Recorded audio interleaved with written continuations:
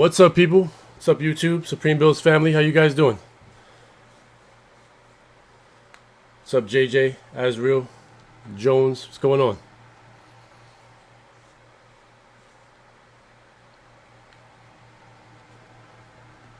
No, these arms are actually very comfortable. I don't know if you can see that, but I can press them in. They're not plastic. They're like, kind of like a very soft, rubbery substance almost. What's up, cruising? So I have, gonna start this show quick because I gotta actually build a chair. But we're gonna test my audio a little further back and make sure it's good still. I have my trusty tools. I need my box cutter, which has been very beat up over the years, but still my box cutter. And a Phillips head screwdriver. What's up, the beef? He said I got my chair from Walmart, 35 bucks. I hear that.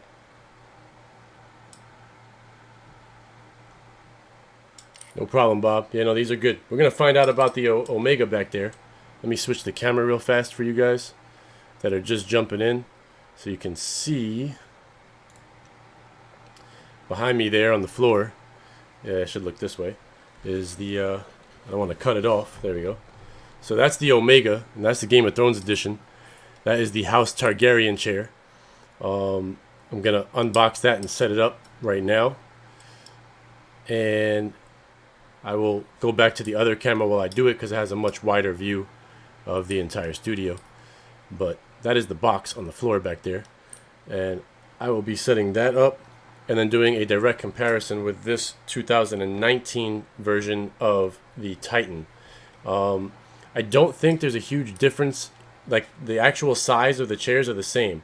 So a lot of people ask me for this comparison video because they were unsure what to buy between a Titan and an Omega. And honestly, I've been in the Titan now for a while. Let me switch back my camera. I've been in the Titan for a while now in this chair, and I love it. It feels great for me. But I never tried an Omega. The Omega technically fits my size, so it's should be good. This also fits my size, but this chair is meant to hold somebody up to 6'7" and 290 pounds. I'm nowhere near that size. I'm like 6 foot even, and maybe 5'11" even now. I might have shrunk a little because I'm getting old, and like 185 pounds tops. So that chair is good to, they say, 5'11", 240 pounds. So it should fit me well, and I'll probably still have a little space. This one definitely fits nice. I don't have a problem with it at all. If you sit all the way, the base of the seat on this one, I think is longer, but we'll find out. I'm going to start on it. I'm just going to ask you guys to help me. What's up, Blackbird, Cruising, and Michael? What's going on, guys? I'm going to start on it. I'm going to turn the gain up. The gain is actually up on the mic. Do I sound too loud when I'm up here, or do I sound okay? Because I'm going to move back, and I'm going to kind of keep the mic near the edge of the desk like this.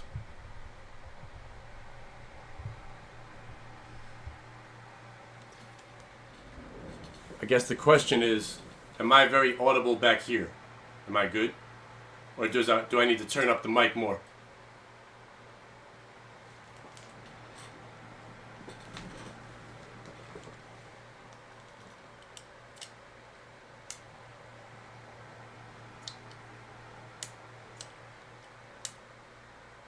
Very low. All right. All right, I'll leave it there for now. I'll back up. I should be very loud right here. If I'm not, you need to turn up your speakers because that means you're good low. You're too low. But hang on, let me close the door too to my studio.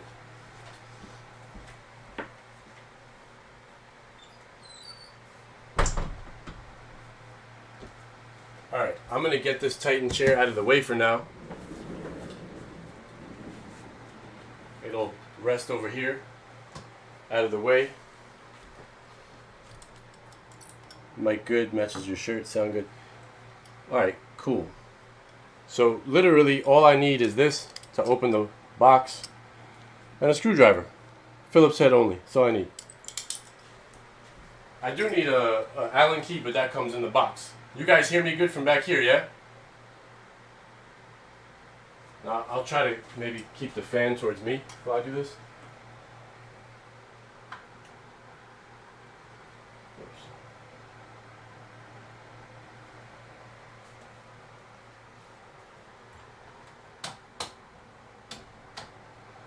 Alright.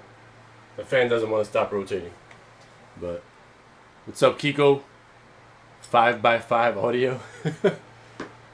Alright, as long as I sound alright, I'm going to push this forward a bit so that you guys can see the whole thing.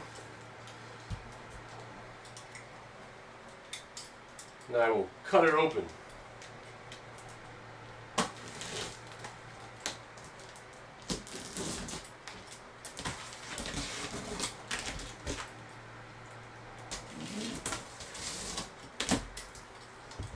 Alright.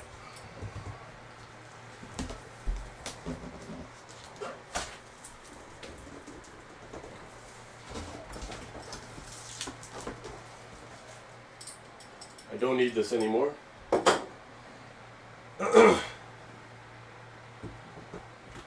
In the box, I have a hand inspected logo and all the instructions. That's how they come. So, get all the instructions here. I'll just leave those right here.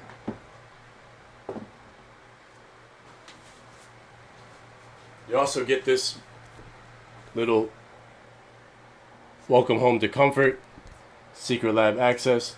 Inside of here, it tells you about your 3-year warranty and how you can go for free just by registering the product to a 5-year warranty with their 2020 series chairs. So you get the free 2-year warranty extension. They tell you how to do it. Simple process.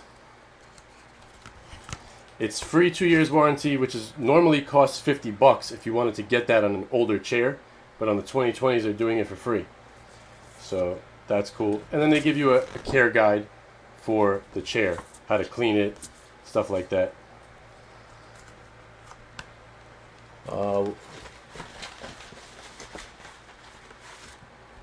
What's up, Bob? Bittersweet. What's up, Blackbird? Hey, Diana. Alright, so I'm going to put this down on the side too, right here. Now what it tells you in the instructions is to take all these pieces and lay them on the floor, just so you don't mess your stuff up. So, because my box is kind of, I'm going to try to slide the box over here a little bit, because I'm going to take all the pieces out for you anyway. So, I want to leave myself some room to work.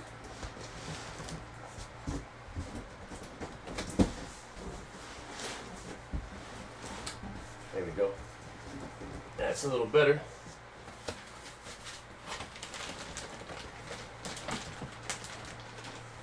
Their packaging is so good.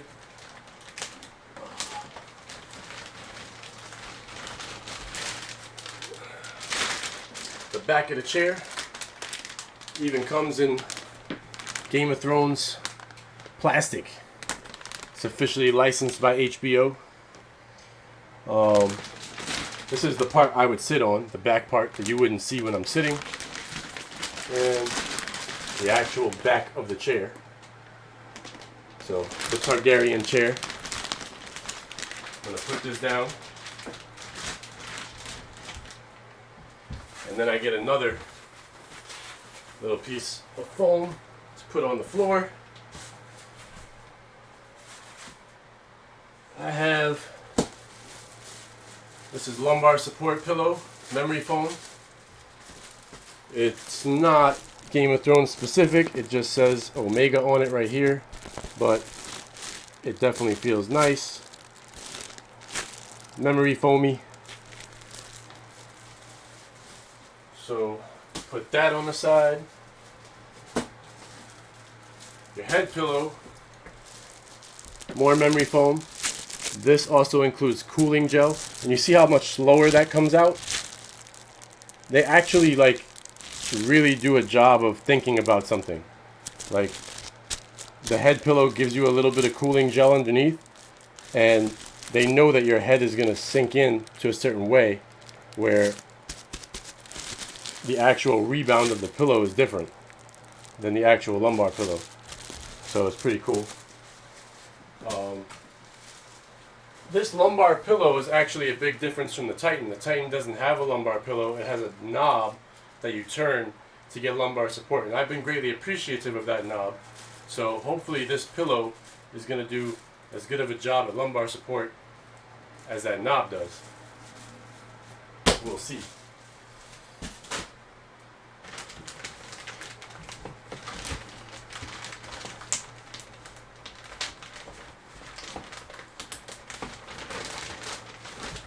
Next up is the wheelbase, with no wheels on it, just in plain plastic. That is metal. It's all metal. This is not like, there's nothing cheap on this chair.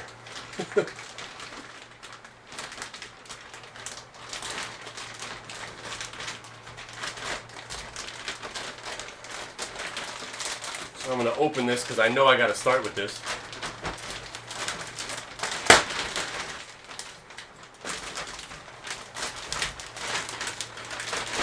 I already know that this is going to have to go upside down.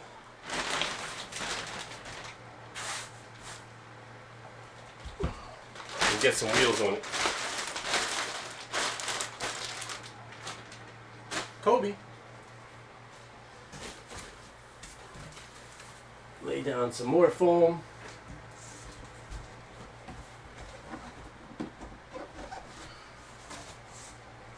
Kind of cut myself off over here. Whoop.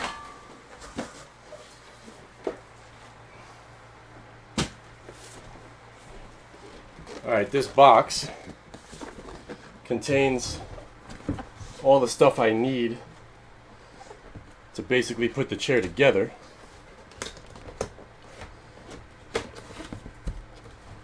And as you open it, they tell you what's in it.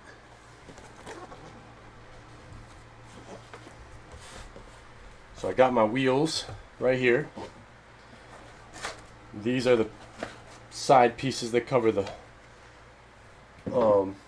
bolts on the side of the chair. You got your wheels. You have your these are your two levers that go on the bottom, two paddles. One is to allow the chair to rock back and forth when you pull on it, and the other one is to raise and lower the height. They're identical, so it does not matter which one goes on which side. They both work exactly the same, which is nice. You don't have to worry about it. And then they give you your Allen key with a screwdriver on the other end, just in case you don't have your own. You only need 4 of these bolts, but they give you a 5th one. You only need 2 of these screws, but they give you a 3rd one. So you always have 1 extra bolt and 1 extra screw when you buy, which is nice, just in case you need to redo something. And then the last piece that's in this box, it's super duper heavy, is the actual piston that's used for the up and down. I mean, I can't even, I break my knuckles. It's crazy hard and metal. There's no plastic.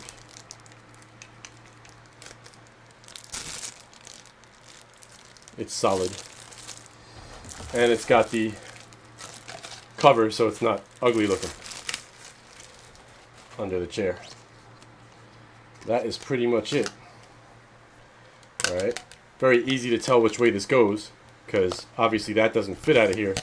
So you're going to put it this way so that that sticks out the top, skinny part out the top. And then this can come down and fits perfectly to cover. It goes right to the end. Whoops. If I hold that up there. Literally goes right to the end. So it's good. That's everything that's in the box. I'm going to get the box out of the way. And we are going to take the wheels. 5 wheels. and put them on the base. And I'll move the base so you can see it better while I do this. Put the wheels down. Move the base. That's good. Very simple. Push them in. They make a little small click sound. And even if they don't, as long as they're in when you turn it over and you sit on it, it's going to go in all the way. But you just push on them. Real easy to get in. A little bit of force, but nothing crazy.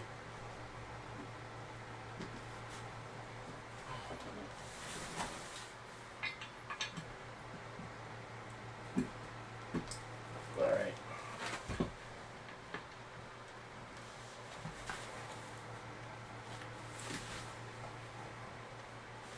These wheels are also designed to not leave marks on wood floors.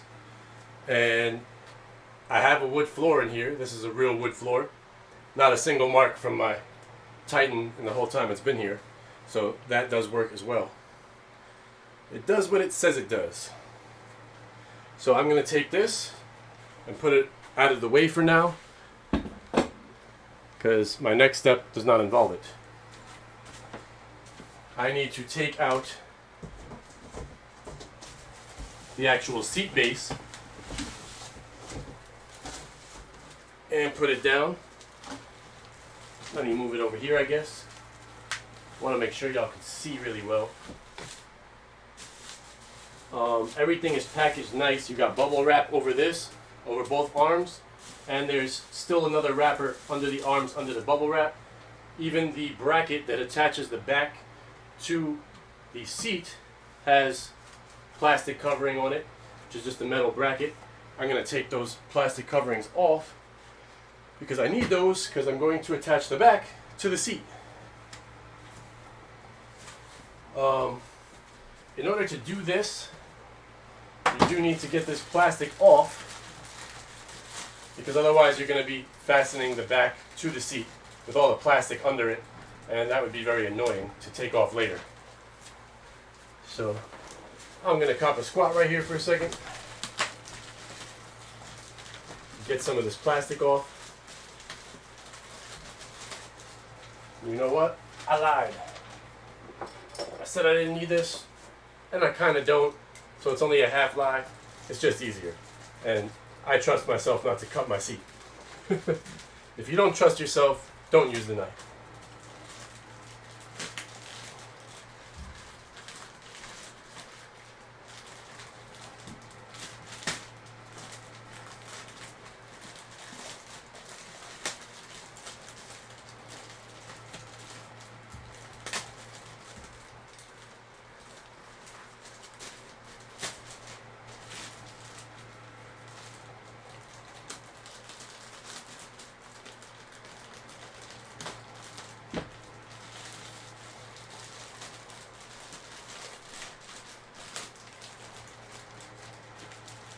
I used some really good tape on this.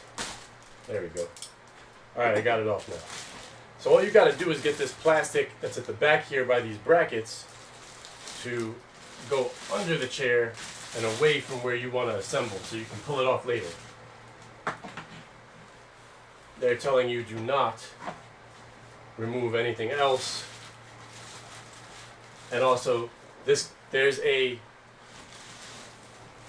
paper going across here, a cardboard right here.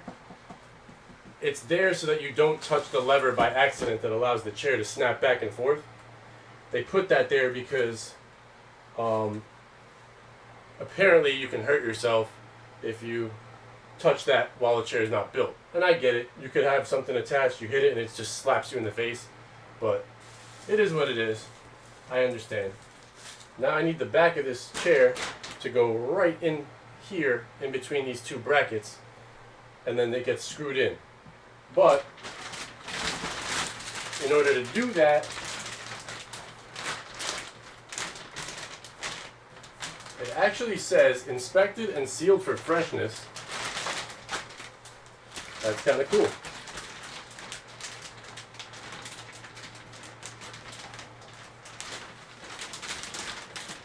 it's telling me to cut it with a scissor. I don't have one, so I'm going to use my knife to just get it started. And then I'll rip it. That's fine.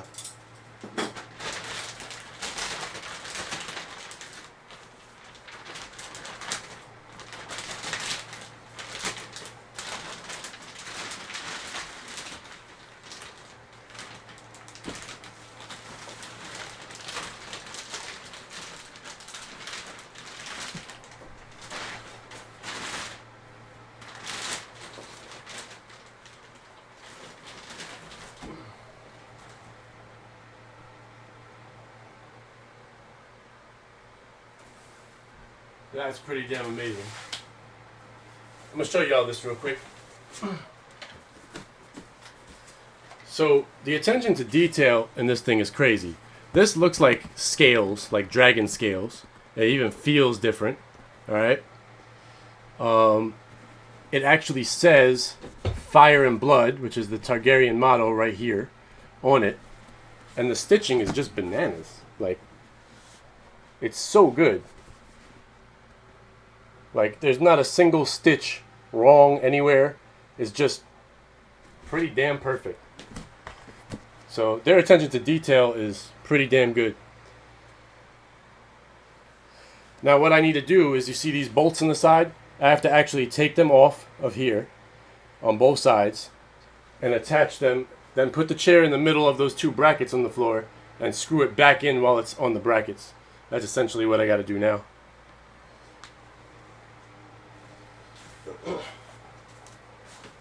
To do that, I'm going to need the Allen key, which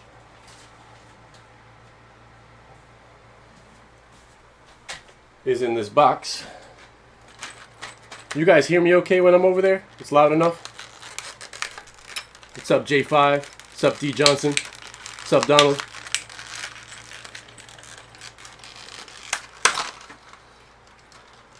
Look. Don't do what I just did. I opened it upside down, so everything fell out of its socket.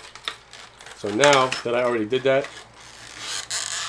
I'm just going to take it off and leave it all in here. I should have opened it the other way so that everything stayed in there. But, okay, good. Cool. Alright. So I got my Allen key.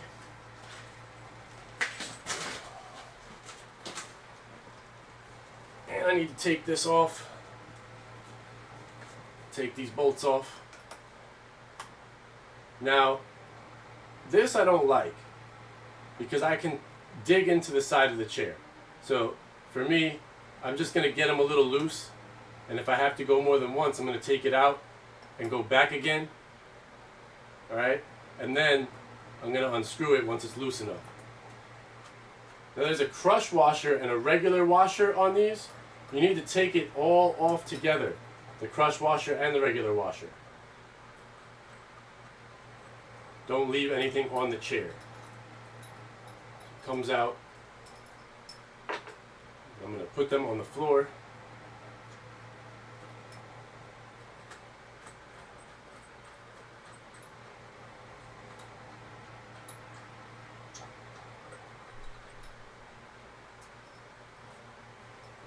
If you don't have two washers on the bolt, the bigger flat washer may have fallen into the hole.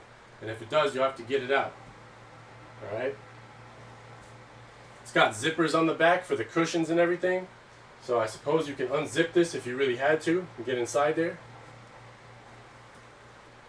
I'm going to do the same thing on this side. It doesn't take much. They didn't put them in too tight. I think they just made sure it threads, which was nice of them. And then you can unscrew it by hand after that.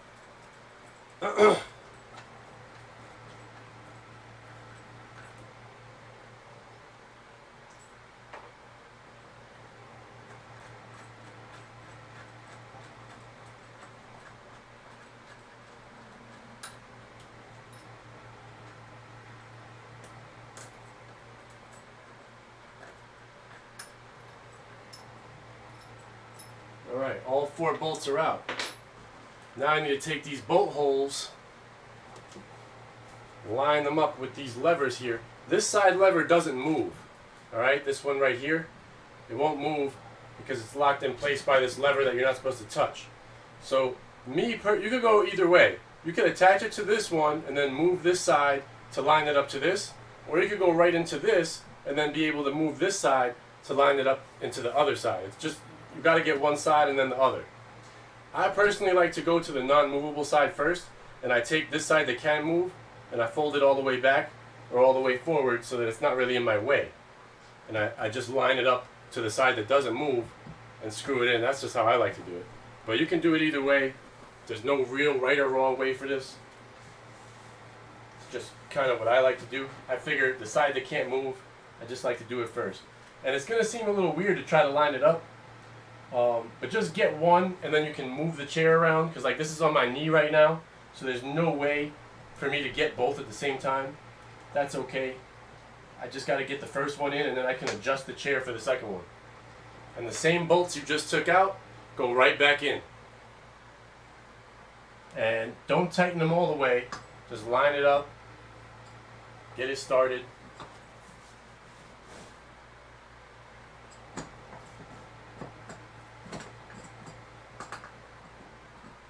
There we go, nice and clean. I got the top one on this side in, and the front one is nowhere near lined up right now, but that's okay. You could hand tighten it down basically, but you don't got to go all the way yet. Now I'm just going to pick this up and move the chair around until the bottom hole lines up too.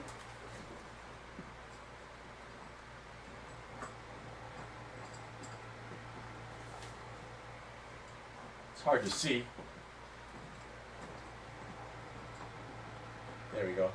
I backed it out, the top one, to give myself a little more leeway with the motion. I think I might get the bottom one first. Oh, there we go. I was right there, actually. I just couldn't see it. So I didn't really have to do that, but too late now. I already took it out. And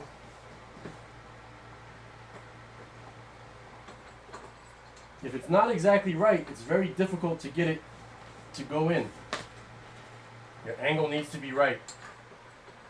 Once you have it right, it will slide in pretty easy. And if you need a little assistance, you can grab the Allen key. But if it's like really hard to turn, don't do it. Like this is okay. It's not that hard for me to turn it. I know it's going in the right place, so I'm fine with that.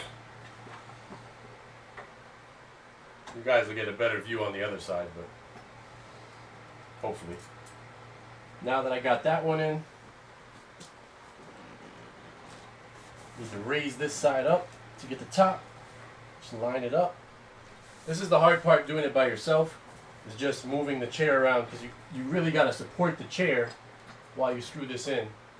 And like I said, nothing on this chair is that light. It's lighter than the Titan, so it's a little bit easier for me than the Titan, but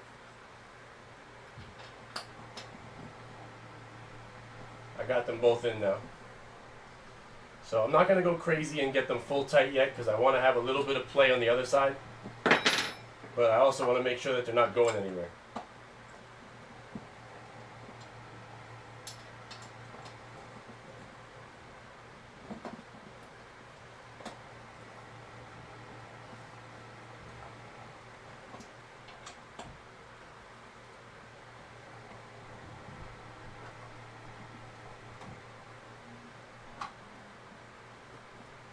Alright, definitely good enough.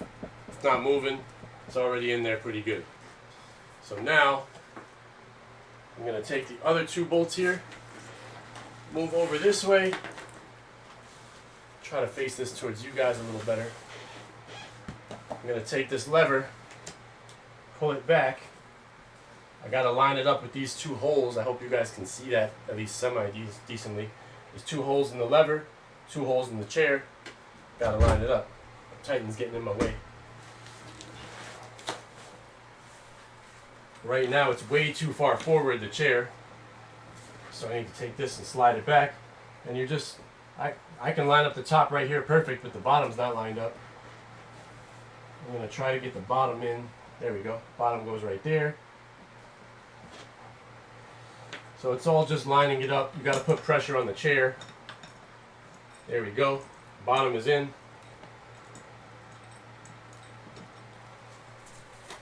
Then I'm going to get the top one, line that up. That needs to go. That's not easy.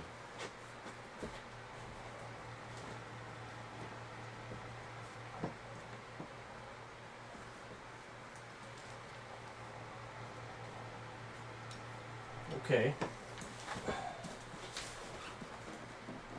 Because this whole thing wants to move. When I do that, I almost need the chair to come back a little more. Let me take this bottom one back out.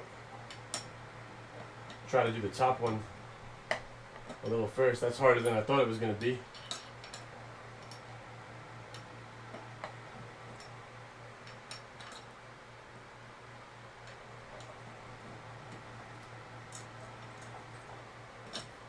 Yeah, okay. So if I get the top one here, let's try to do the top one first. Because now I can pull this lever back more.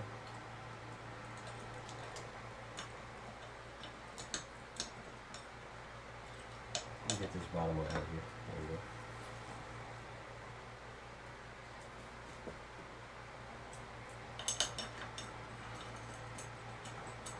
Top one goes right in once it's in place. Now let's try to move the bottom one.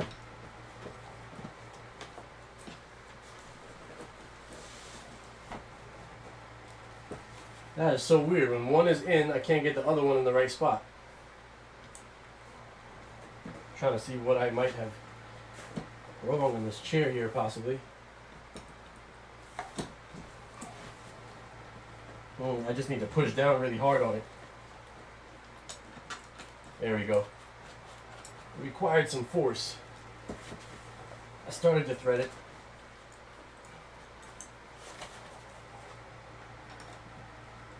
Yep.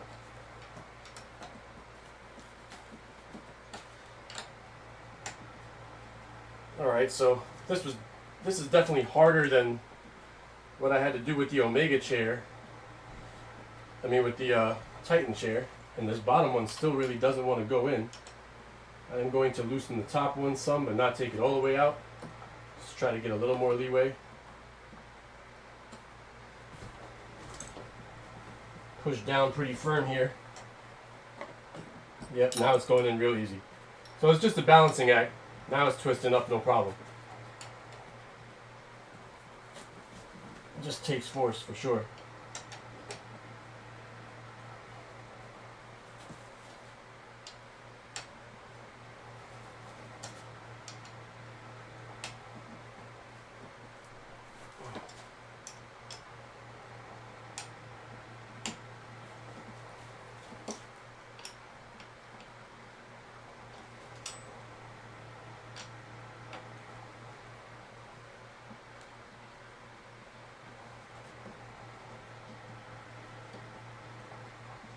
This is actually suede right here, the front part, because I didn't know that, and now I just kind of, it's like an Alcantara or a suede. Dug into it a little bit hard, but I just wiped it off, it's fine.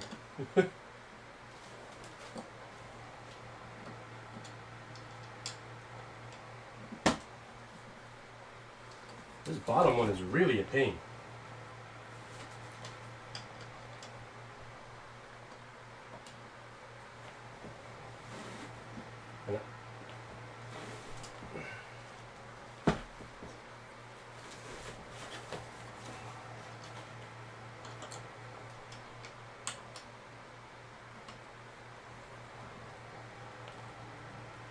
It's in and it's threading, but it is much tighter to thread than the top one on this particular chair.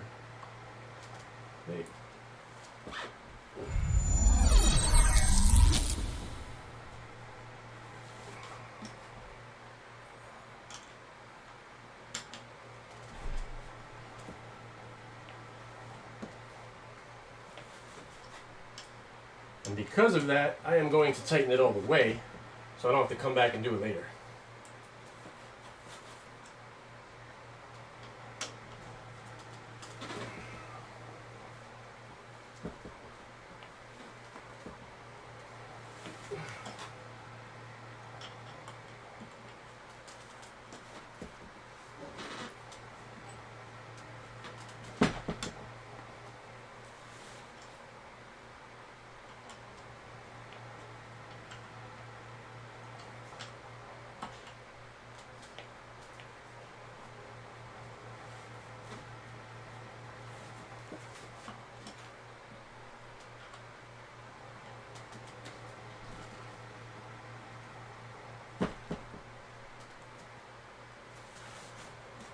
I really don't know why this one is being such a pain.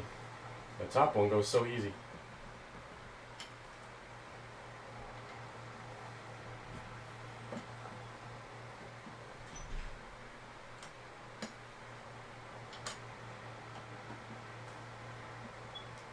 I just hate that I get to a certain point where I can scrape the side of the chair. I don't really like that part. I'm being careful here. Bingo.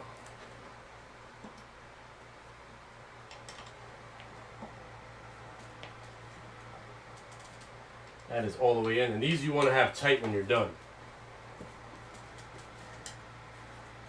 because you're actually going to cover these with covers, and you don't want to have to keep taking the covers off and messing with it. I have yet to have one of these come loose on me at all, ever. And ironically, this is turning a bit easier now than it was in the beginning. But it's definitely not unthreaded or anything, it's threaded.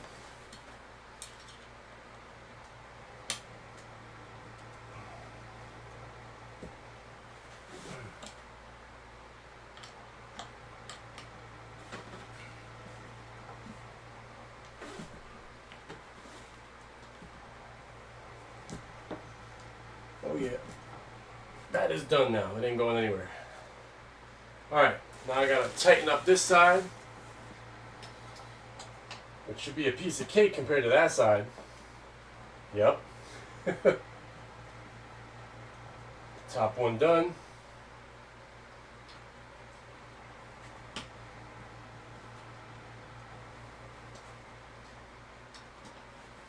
I've assembled 2 other Secretlab chairs, and I never had a bolt that was that difficult to get in. So I'm guessing that's a one-off probably, but it still wasn't that bad. A little annoying, sure, but hard, no.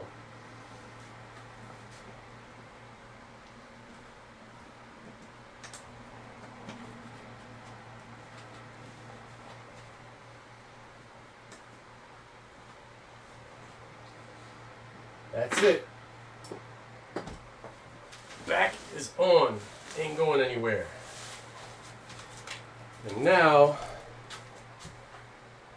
I need, where'd they go? These covers go over those bolts that I just put on. And just for reference, you see how this side is open? There's no raised edge here like you have here. This side goes down towards the chair then. So you can tell which side it belongs on by that. Once you start putting it over the chair, there's no raised edge, just goes right in.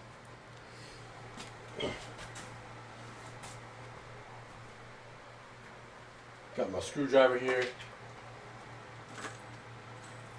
And these attach directly. There's a hole in the bracket where I was just screwing those other things in, just with the small, with the small screws that come in that little pouch. And I'll try to show it to y'all as best I can over here. So here's my 2 bolts, right? Right in the middle there's a screw hole of the 2 bolts. So you find out, you know this side has to go down because it doesn't have the edge. So is this the right one? Is this the right one? Or is this the right one? This digs in. That is the right one. So that the top goes back this way. It slides right in here. And then you just got to get this to line up with the hole right here. And it screws right through. I honestly find the best way to do this, because you can't see it, is to just put it on where it's supposed to go. As close as you can get an idea. Put your screwdriver in and try. It's a metal bracket. If you're in the wrong spot, it ain't going in, then you just move it. You'll be close, because it's not that hard to figure out. And I'm actually in. I am in.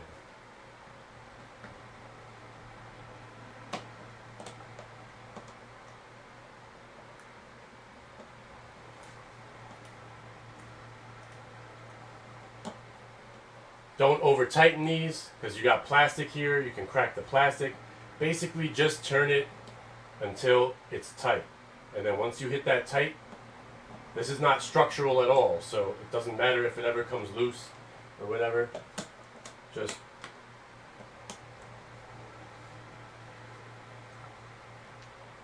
that's it, I'm done. Like once you feel it's tight, it's done. Done deal. Same thing on the other side. I'm going to go over there to do that. So now you've covered up those ugly screws that were sticking in there that I just beat up to get in there.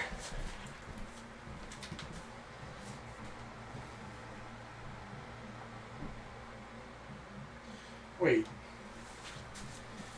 I might be wrong. There actually might be a left and a right here. It might be saying this is wrong. This looks right to me. I'm going to unscrew this now, just because I want to know if there's actually an R in here.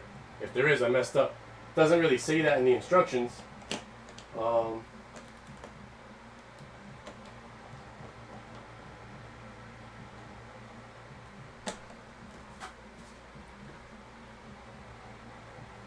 It's raising up.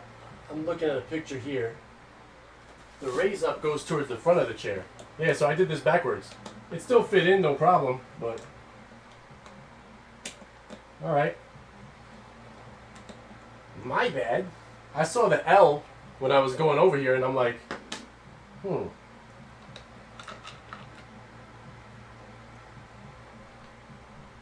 yeah, it is raised up on my Titan too towards the front of the chair.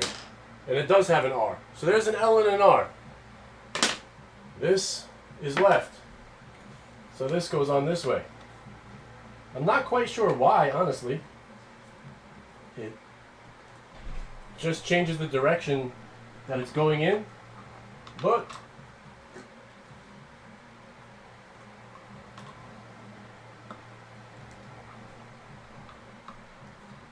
and now I'm having a hard time finding the slot.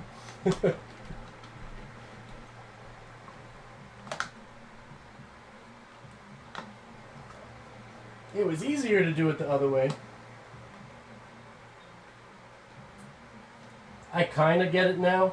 It lines up evenly here with this side, but I don't think it actually really makes a difference to the chair. But whatever. Either way, it covers it. I got it now. It is in. So pay attention to these. You got a right and a left. Don't be like me.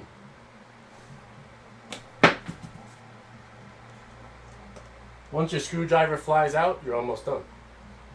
See, it can't go any tighter than that anyway. So now I'm going to go put the correct side on the other side.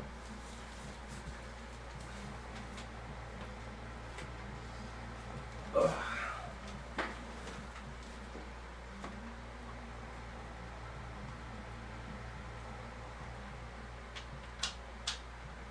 But this is really not a hard chair at all to put together. It's the hardest part was what I did there with the back. That's it. Like, and I did another Omega and a Titan, and I did not have that hard of a time to get it in like I did that last one there. This seems kind of strange here to line it up anyway. But I got it again. It definitely lines up easier if you use the wrong side. But I guess don't do that.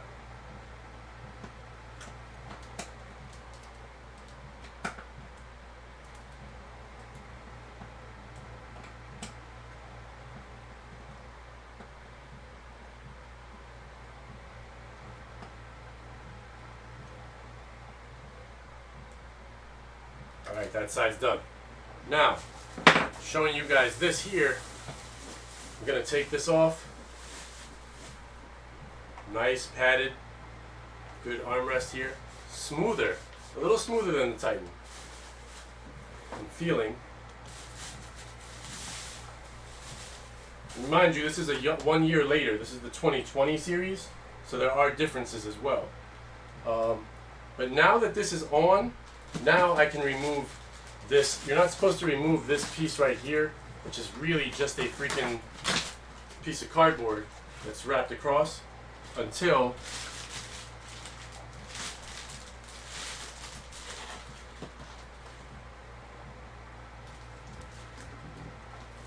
you've screwed the back on. So I'm going to remove this all, and they still tell you don't touch this lever because it will snap the chair forward or back without being on the base. And here's your do not eat crap, so don't eat that.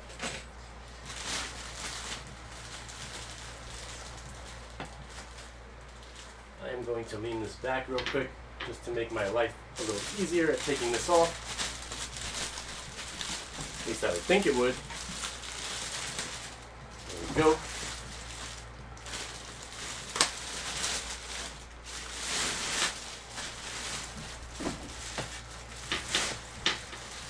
Out and over the armrest. Done. And then this plastic comes off. Back in the box. Alright. Now that I have that done, alright, you gotta flip the chair over. And in this case, I want this, just so I can do this kind of easily. Give myself a little more space.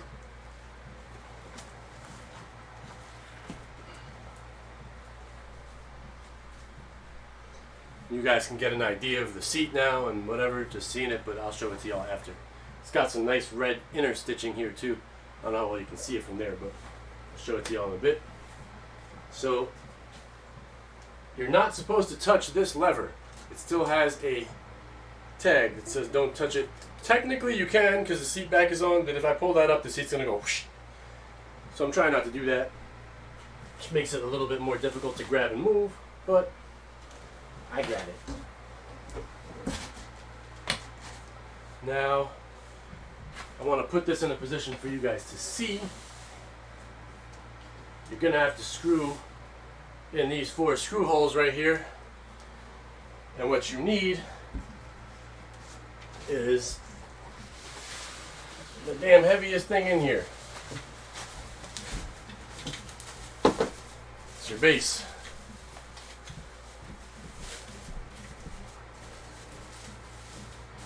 And you guys won't be able to see this well later, so I want to show you something.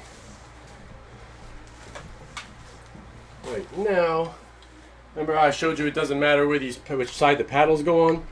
Look at your instructions, but you'll see that there's little notches on this, and the paddle inside has notches too.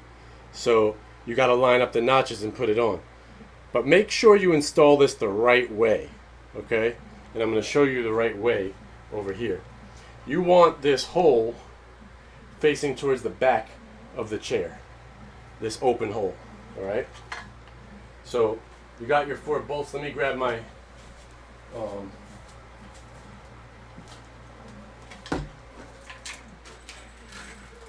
try to do this from the side so that you guys can see it pretty well.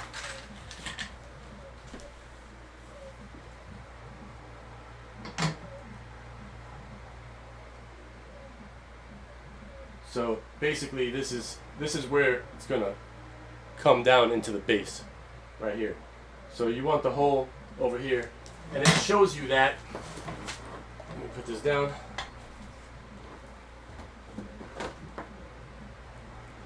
In the instructions here, let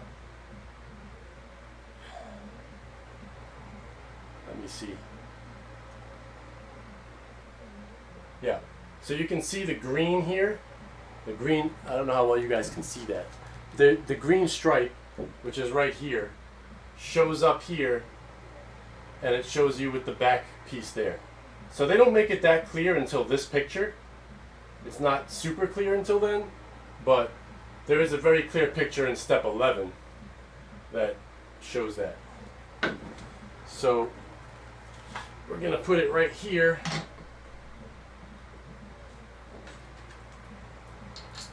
And I'm just going to thread the screws in by hand real quick.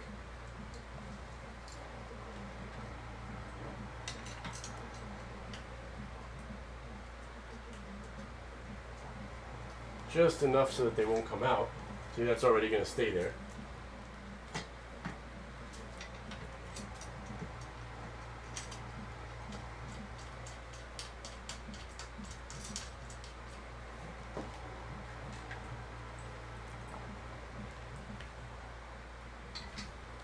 Can't see that side.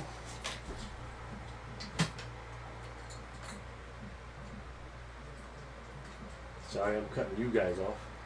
A little there. Okay. Now I need my Allen key. And we're going to have to very annoyingly... This top one is fine because it has the opening, but the bottom one, not so much. Now, if you want to adjust this, you see it can move up and down. I generally like to try to put it in the middle or the top and line it up because I feel like it lines up perfectly with this bolt when it's all the way up. But it's hard to do that because you have to actually hold it up to do that. So I like holding it up and doing it. I just feel like it's probably right because this lines up here. But if it's down here, it's not going to hurt anything either. Actually, the top lines up when it's down here. So it doesn't matter. I'll leave it down. It really doesn't make a difference. That's just me being me. There's literally nothing in the instructions that say up or down.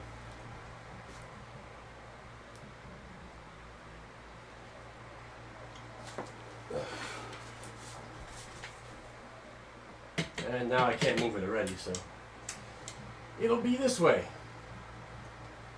It'll be down.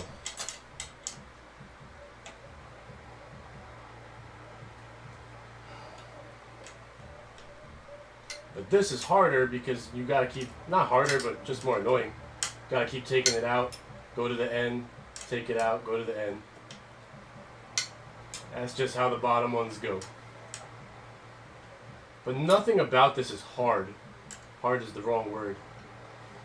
This is a very easy chair to put together.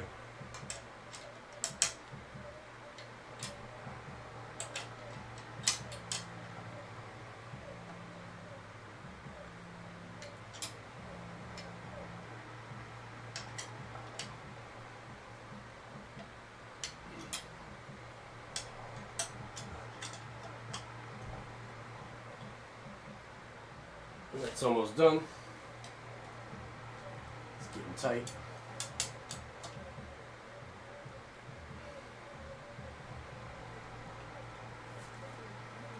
Double check this one.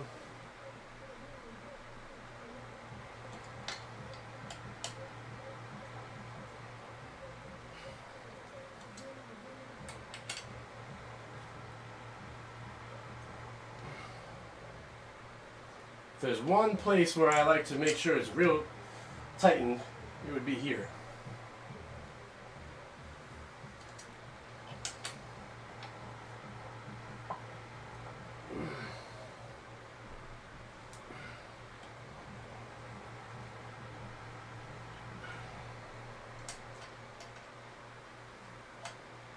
And then just back to...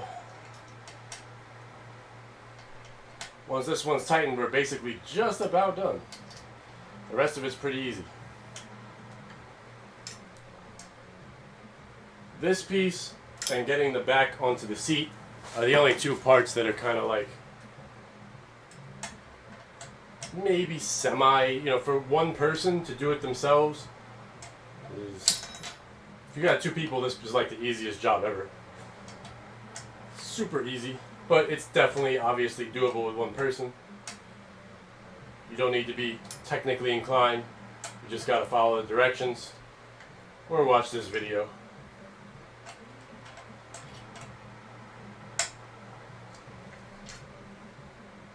Preferably watch this video and follow the directions. That would be good too. Those directions are really nice. Like, just the fact that they give you these big pictures and good step-by-steps.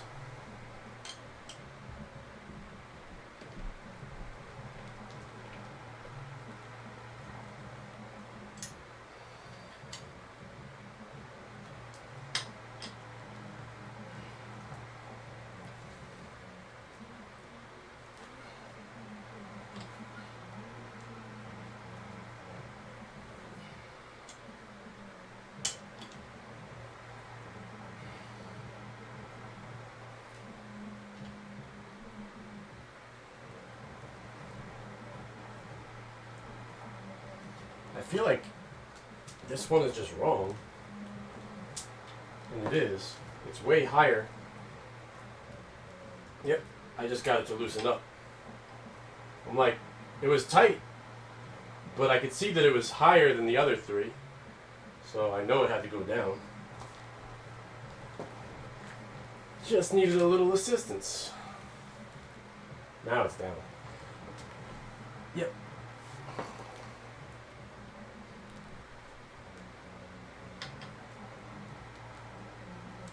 There's like a crush washer on these.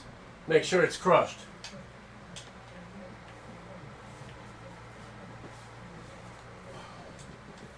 I can even see that this has a slight bit more give on the crush washer.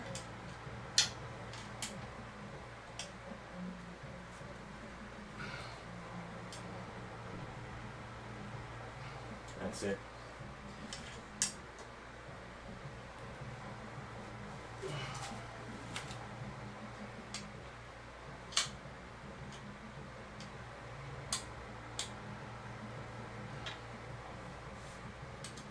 All right, that is in.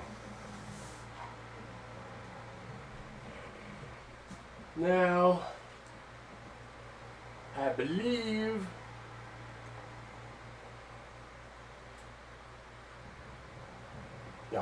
the paddles go on.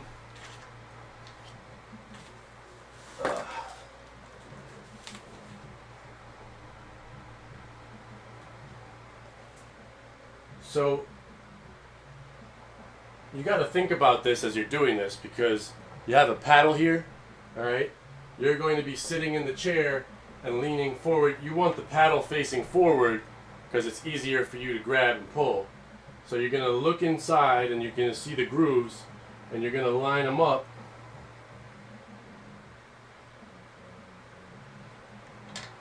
One side moves, the other side doesn't. All right, so you're going to try to line them up so that the paddle faces forward for you.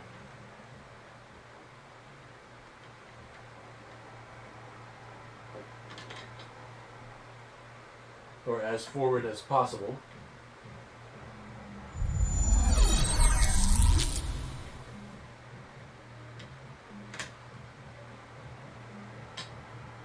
That looks right. Yeah, I think I just got it. And you just push in. Once you have it lined up, you'll know because it's definitely tight.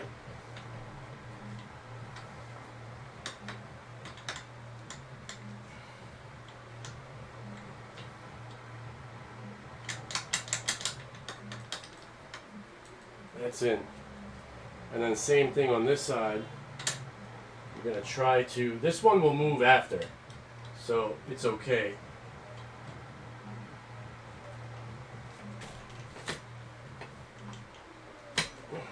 That is lined up. You see when I lift this up, now they're at the same angle.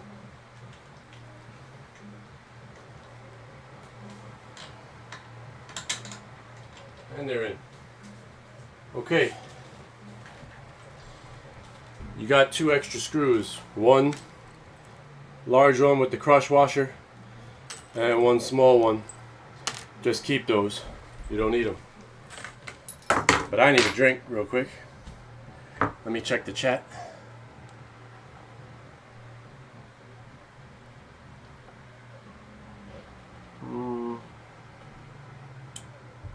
How long do they last? It has a 5-year warranty, this chair. So it should last you at least 5 years. If not, you get a free one.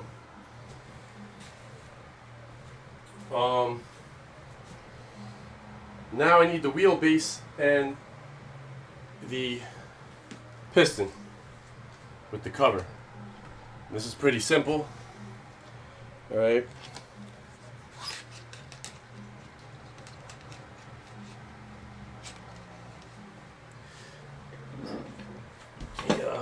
Show you all this. This small part right here, okay, this part goes up in this wheelbase. I'll try to lift it and show you.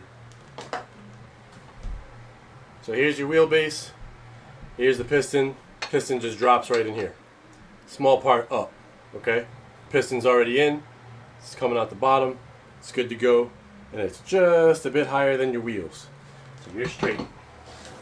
Wheels around, no problem. And then you got this piece, which you leave like that, and you put right. I can pick it up and show you. Put right over the top of this and drop it, so that the piston top is still sticking out. And then you're gonna flip it over and put it right in that hole, right there.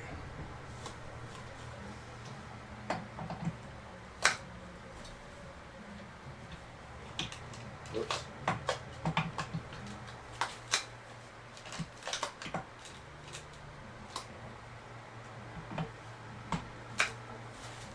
And now, while this is in, okay, doesn't matter if it moves a little. If you pull on it, it'll come out. It's supposed to, but you just get it so it's tight enough. And as one person, now I gotta flip the whole chair back over. So I gotta try to make sure this doesn't fall out while I flip it over, and then once it's in, it's in.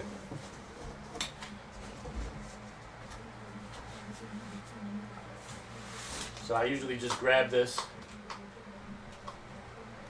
hold it right here. It's not gonna fall right out easily anyway. You could try to hold it here if you're low enough. Get it to the wheels. Flip it up. Chair is done. And then just remove your do not touch sticker. You can take off the floppy piece, this piece on the back, on this side if you want. I'll leave it there. I don't care. And the chair is together. Now I can press the piece that it says do not press, and what it does is it brings the chair forward. So there's the chair. All together. Let's sit on it and make sure it's all good. Want to make sure that this works. It does. Back and forth, all good. Alright. This side should allow me to rock. It does. If I pull this lever again, no more rocking. This side is up and down. I am all the way down. Piston just took me up. All gravy. So the chair is good. It's not that hard. I'm going to move all this stuff out of the way, and I'm going to bring the Titan over, and we're going to take a look at both chairs, and I will make some initial conclusions. I'm going to get the pillows on there too. But let me get this stuff out of the way now that it's all together. The chair looks great in this room. It matches the room so well. You guys that have seen it know I have red lights on the ceiling and stuff like that. So when I turn off the lights and I'm gaming, the red dragons are going to look nice.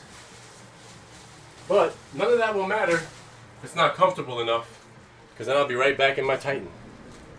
But I love this attention to detail. That's stitched fire and blood right here on the side. Try to pull that close. It's actually stitched into, and these are like dragon scales. It's pretty cool. And then this right here is suede. And then this is their PU leather. It's really well done. This is all stitched. It's really, really nice. The stitching is beautiful. Perfect. You guys can see the red stitching in the chair here. The inside of the bolsters here are suede too. And there's like a gap between the seat and this. So if you eat a lot of potato chips, you might have to clean this out often. But this is all suede on the inside. Dragon scale looking stuff on the outside. It's really cool. I like it. So let's take a look at these pillows and how they're supposed to sit. I'll finish the chair completely first. So if you look at the lumbar support pillow, it has a skinny top and a thicker bottom, and both sides look the same. It says Omega right here because it's an Omega chair. It's meant for the Omega. Clearly it's going to sit just like that. That's where it's going to go. Now once you sit in it, you may want to raise it up or lower it based on your back pressure and where you are, but that's how it sits on the chair regularly. It just goes right in there. And it's already got a curve and it's memory foam, so that should be nice and helpful.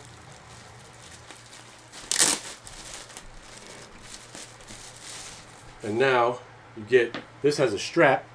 Strap is too tight for me to do anything with, so I have to loosen the strap, which is on this side. Just, it's real easy. Thing slides across. I'm going to put it all the way open and see where it lands. And it says Secretlab. So it's basically the same as the logo that's up here. It's just a little lighter gray color. And it's going to cover right on top of that. So, and this is a cooling gel memory foam pillow. Now, I love my dragons, so I'm kind of annoyed that my dragons are covered. But I'm sitting here anyway. As long as I can see these dragons, I'm good to go. And you can see that the strap can just go around the chair. So that's about even right there. And there's your pillow in the front. So that chair is done, assembled. Check this out real quick. I'm going to show you, before we do a comparison of the chairs, these are called 4D armrests. I don't have those on the Titan. These are 4D because you can, where's the button? Oh, right here. So you can raise or lower them, which is normal, right? So this one, that's the lowest position on that side, highest position on the other side. So you see there's a decent amount of adjustment here from one side to the other. I don't know how well you could actually tell that on the camera, but you can see how much that's going up and down.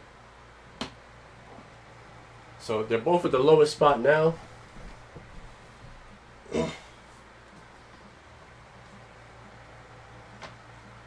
These can also, you have a button on the inside, all right, that lets you twist them out or in, or forward or backward. Except they can't really go that far backward because they're hitting the chair. So I'm going to put these all the way forward.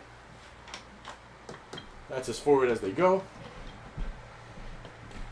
And then you can put them back if you raise the arms up higher. Then you have more space from the bolster of the chair. So now I can push this, and now they can go all the way back. So the armrests have to be high if you want to get them all the way back. So that's all the way up and back.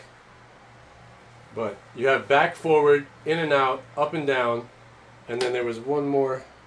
You see, I can't go all the way down because I'm hitting the chair. So that is a kind of a weird part of the design. I don't know why they would allow you to put it in a position that doesn't work, like with the chair at all. Oh, the other part is, now I know why, in and out. You can also go in and out. So that's the other direction you can go with this. So I'm going to take them as out as possible, I suppose. Yeah, they're both all the way out. And then, now I can drop them. No, this one's still not right. This one's still hitting. Did I go forward with this one? What did I do here? Yep, sorry.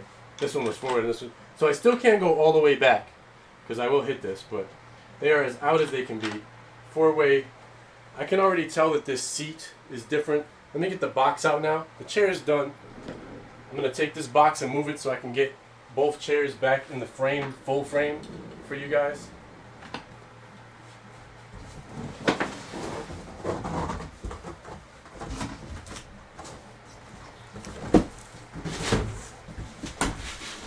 Put this on the side to get it out.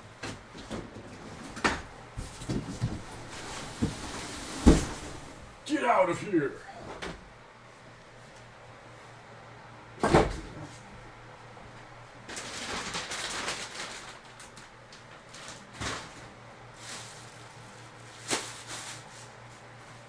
Okay, both chairs.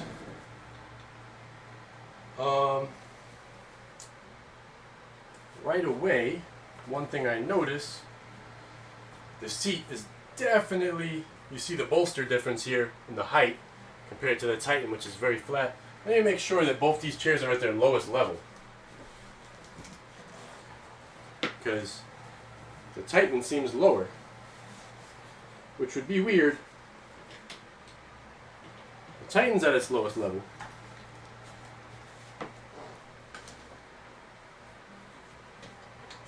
Okay, the Omega's not.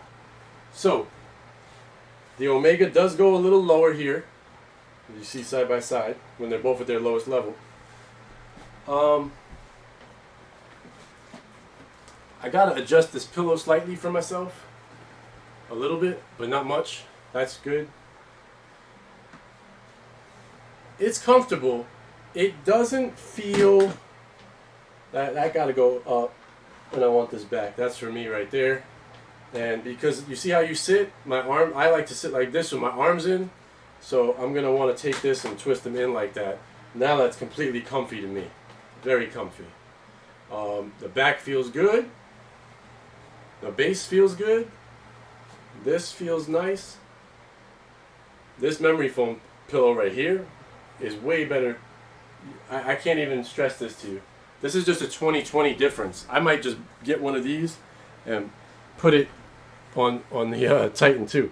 Like, look, squeeze. It's like, let me try to show you all this. This is the old one. There's nothing. There's no memory-ness to this at all. It's just a pillow. See that? And this, so much nicer. But all 20/20 chairs get this. So whether you get a Titan or an Omega, you're gonna get this. Or even if you get the throne. So this pillow is the winner of 2020.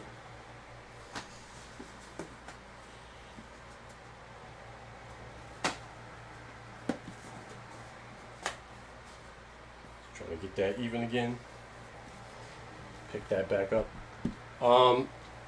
I gotta say off the bat,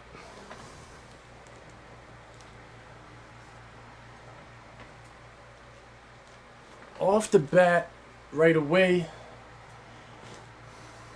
the seat is more comfortable for my size in this because of the bolsters. They're a little bit thinner, so I like the way that they're holding me here. If y'all can, let me back up so y'all can see that. Like when I do this, it's like pressing, but it's not pressing hard or anything. It's just, it makes you feel secure in the sides. Whereas this does not really do that the same way. It's a very, very shallow lift. Let me get this pillow back up here. But when you sit in this chair all the time, and then you come and sit in this chair, it feels like this chair is, it's like, I don't know. I don't know the right word for it. Everything feels a little slimmer, smaller, like not as heavy, this chair weighs 11 pounds more than this chair. And everything is a little bit bigger feeling. Like even the back of this armrest is wider than the back of this armrest. And these bolsters come out wider than this. You know what I mean? Like it just, this chair feels more like just lighter. It's not bad at all. It feels good. I definitely give the Titan the leg up on back support, on the lumbar support at the bottom.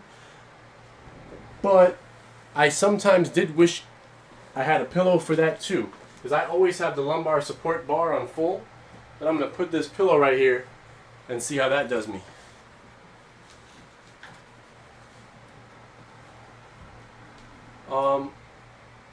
No. Now that I'm sitting in it, maybe if I raise it. No, I'm too far. I'm a little too far forward. My posture is too far. This chair needs to be sat all the way back in like this with the lumbar support out for proper posture. And you see the amount of space that's here? Now when I go sit in this chair, right next to it, my amount of space is much smaller. And I can't do that. You see I had my legs out like this? I can't do that because of these parts here. It's got to be in. So I can't go too wide because this is holding me in there. But with no chair, this is a deeper seat front to back for sure. This seat just feels smaller. But completely comfortable. at least initially.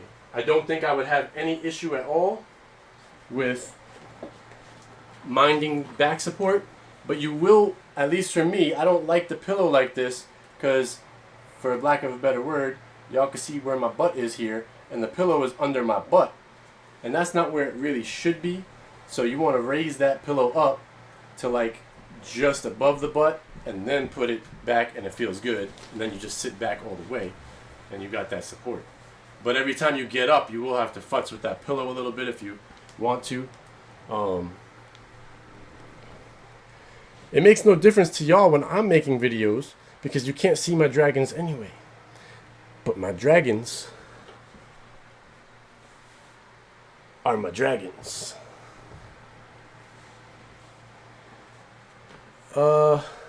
It's a sleeker feel, Kiko says. Yeah, I mean, I can say that these armrests, both armrests are nice. I got no issue with this armrest at all. These are actually like firmer, but yet the padding feels better at the same time. It's weird. I like these armrests better.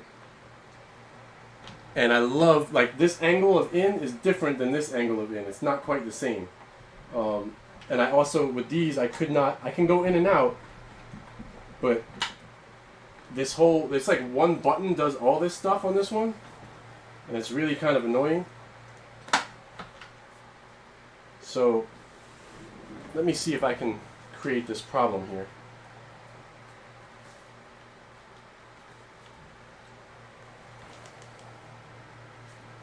See, everything is like a push in on this, and that always bothered me.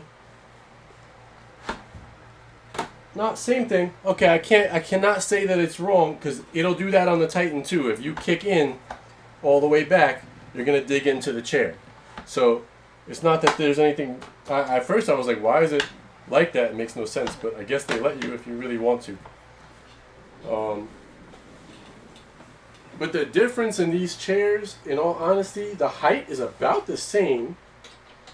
But I could understand why, if you're like a big person, like let's say I'm like 6 foot. If you're bigger than me, if you're taller than 6 foot, like 6'1", 6'2", that's your chair. You want a Titan if you're 6'1" or 6'2", because this chair feels smaller on me already. It feels like I am sitting in a chair that is exactly my size. If I were any bigger, I would feel weird about this chair. Now I have length, but I'm all the way up. In the highest position, my feet barely touch. But I have the same problem on that one. So, like, let's raise this one up. Let's go all the way up. They're like the same height, essentially. This is a tiny bit higher. The tiniest bit taller, this chair. But you also got to remember that there's a deep indent here and bolsters, and there's not here. So this seating area is actually higher at the highest point. I have the armrests fully up on this, though. And I actually kind of like that, where these are all the way down. But I can, it's outside, pull them up. They're basically the same height. You know what I mean? There's not much difference. But, man, this chair, let me see how I feel about this chair with no pillow on it. You know what? That's still comfy. And I still don't feel like I'm sitting in a bad spot at all either. Even without a pillow at all. I don't feel stress on the back.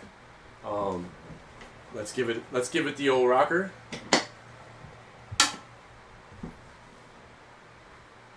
Apparently it had to make a noise the first time it did it.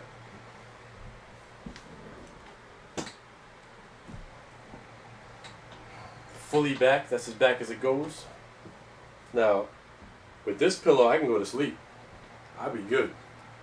This is the greatest pillow since pillows were invented right now.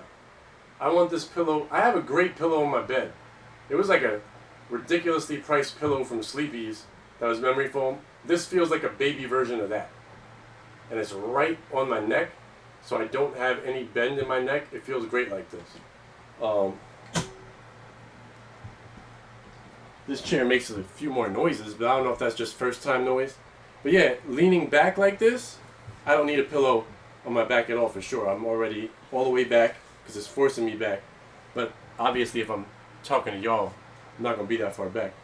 But I gotta say, without the pillow, the bolsters feel so much better on the side. The pillow kind of pushes you forward, so you don't really notice the bolsters as much. But I might rock this without a pillow. I'm not, like the lumbar pillow. I don't know. It depends on your back and how you feel. You know, putting this straight up like this and I can put myself into proper posture just by being up. That's too far up. But somewhere about, nope, that's too far back. Tiny bit up, like right here. That's good. And then you can lock it from the pad, so no more rocking. And that, I am in great posture right here. Like I feel 100% straight, even without the pillow. So I don't know.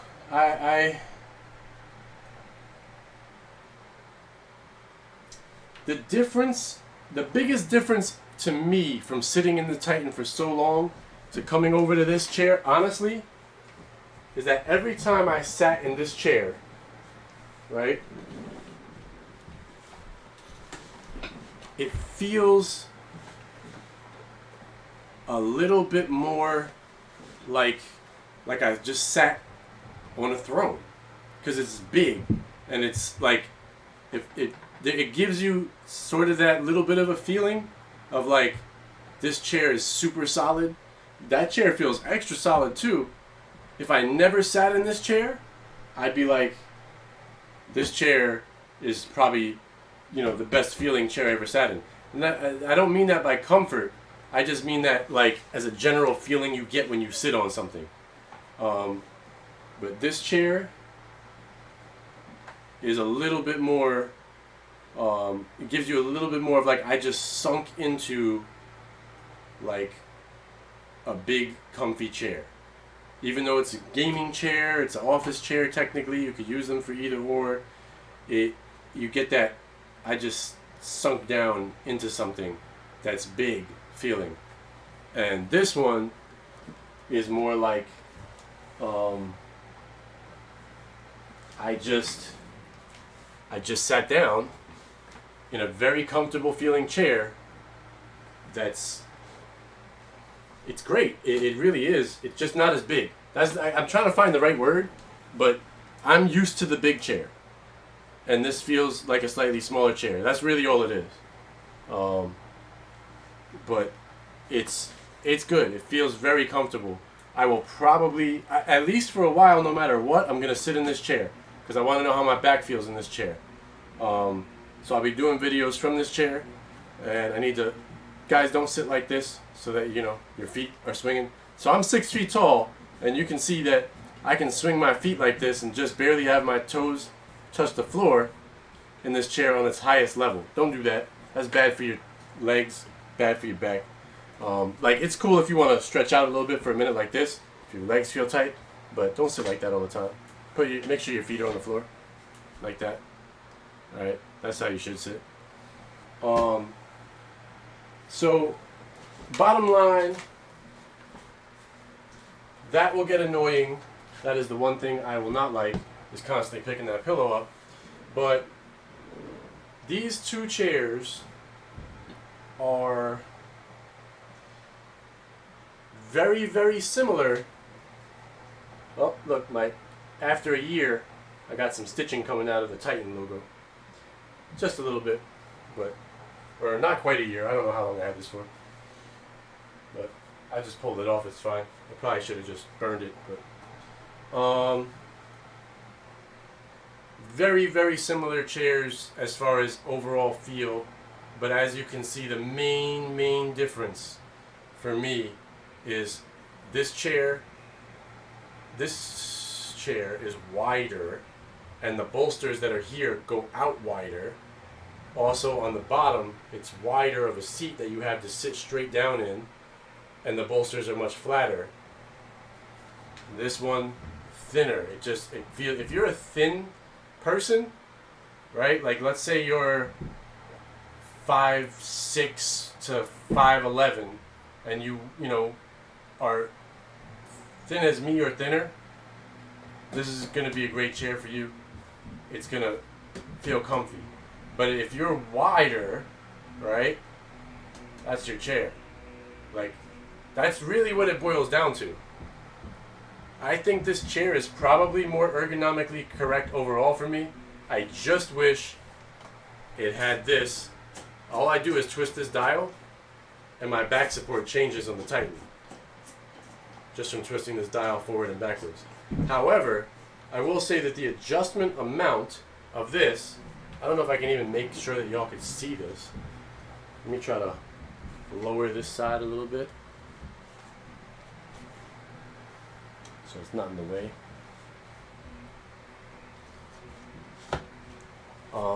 So I don't know how well this is even going to be visible, right? As I twist this knob, the chair right here comes forward, all right? And then as I twist it back, it goes back in. It's probably not that visible to y'all, but it doesn't do it at a very large amount. That is much more of an arc. I just wish that I could have this arc possibility in this format. Then Secretlab would, I'd buy another chair. So the conclusion is these chairs are both fantastic. They have the same wheelbase, by the way, the same amount of lean back. Everything is identical here and here. There's no real difference to these. The pistons in the bottom are all good. Same, everything's the same. So you're not getting any lower quality with this at all. And it's still a heavy chair. It's 66 pounds for this chair and 77 for this chair. But those 11 pounds, you feel them when you sit in it. I can tell you that much. Like, when you sit in it, you feel them.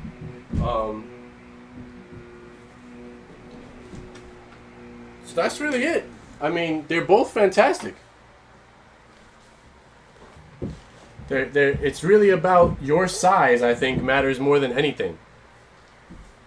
I've built up some dust from my jeans over the years in this chair. Well, over the months. Shouldn't say years. It's been a few months. I just saw that because that's the first time I really pulled it back. So let's move this out of the way for now. But the main difference is like right here. Look at my legs and how far they come out from the edge of the chair, right? Let me try to do that right here, right? So here's the end of my leg, the end of the chair. You see where my knee is? And then like look at this. I guarantee you this is not the same. Let me put it in a proper seating position for me. Sit all the way back in this chair. And look at what happens now. You see that? My leg is all the way on. So on that chair, my leg is out a bit like this, and on this chair, my leg is all. It's a deeper seat base. So I feel like I'm a little bit more supported front end on this chair, but I also have that pillow on there, and I bet you if I take that pillow off, right? I'll be just about the same.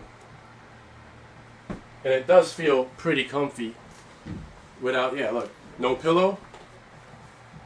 It's pretty close. So it's the pillow that kind of pushes you. But I'm sure that pillow will eventually break in. So if I push it down, that's it. Now when you move your legs, automatically because of the pillow, it's just a little bit more forward. But it's fine. I like the feeling of both chairs. I honestly don't have an issue at all with either chair. Let me turn this down now, because I know there's vacuuming going on upstairs, and I'm up here now, so it's cool.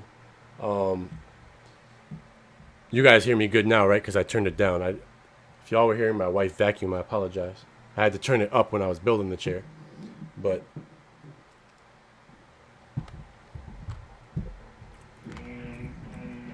yeah, it's a snugger fit. But there's something that I can't even really place. And I think it's just because I'm used to sitting in the Titan for so long already. that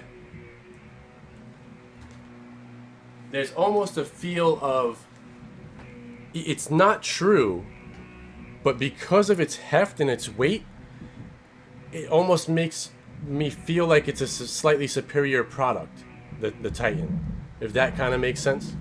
But it's not. It's just, I don't know why. She knows I'm on YouTube, and she's vacuuming like a maniac up there.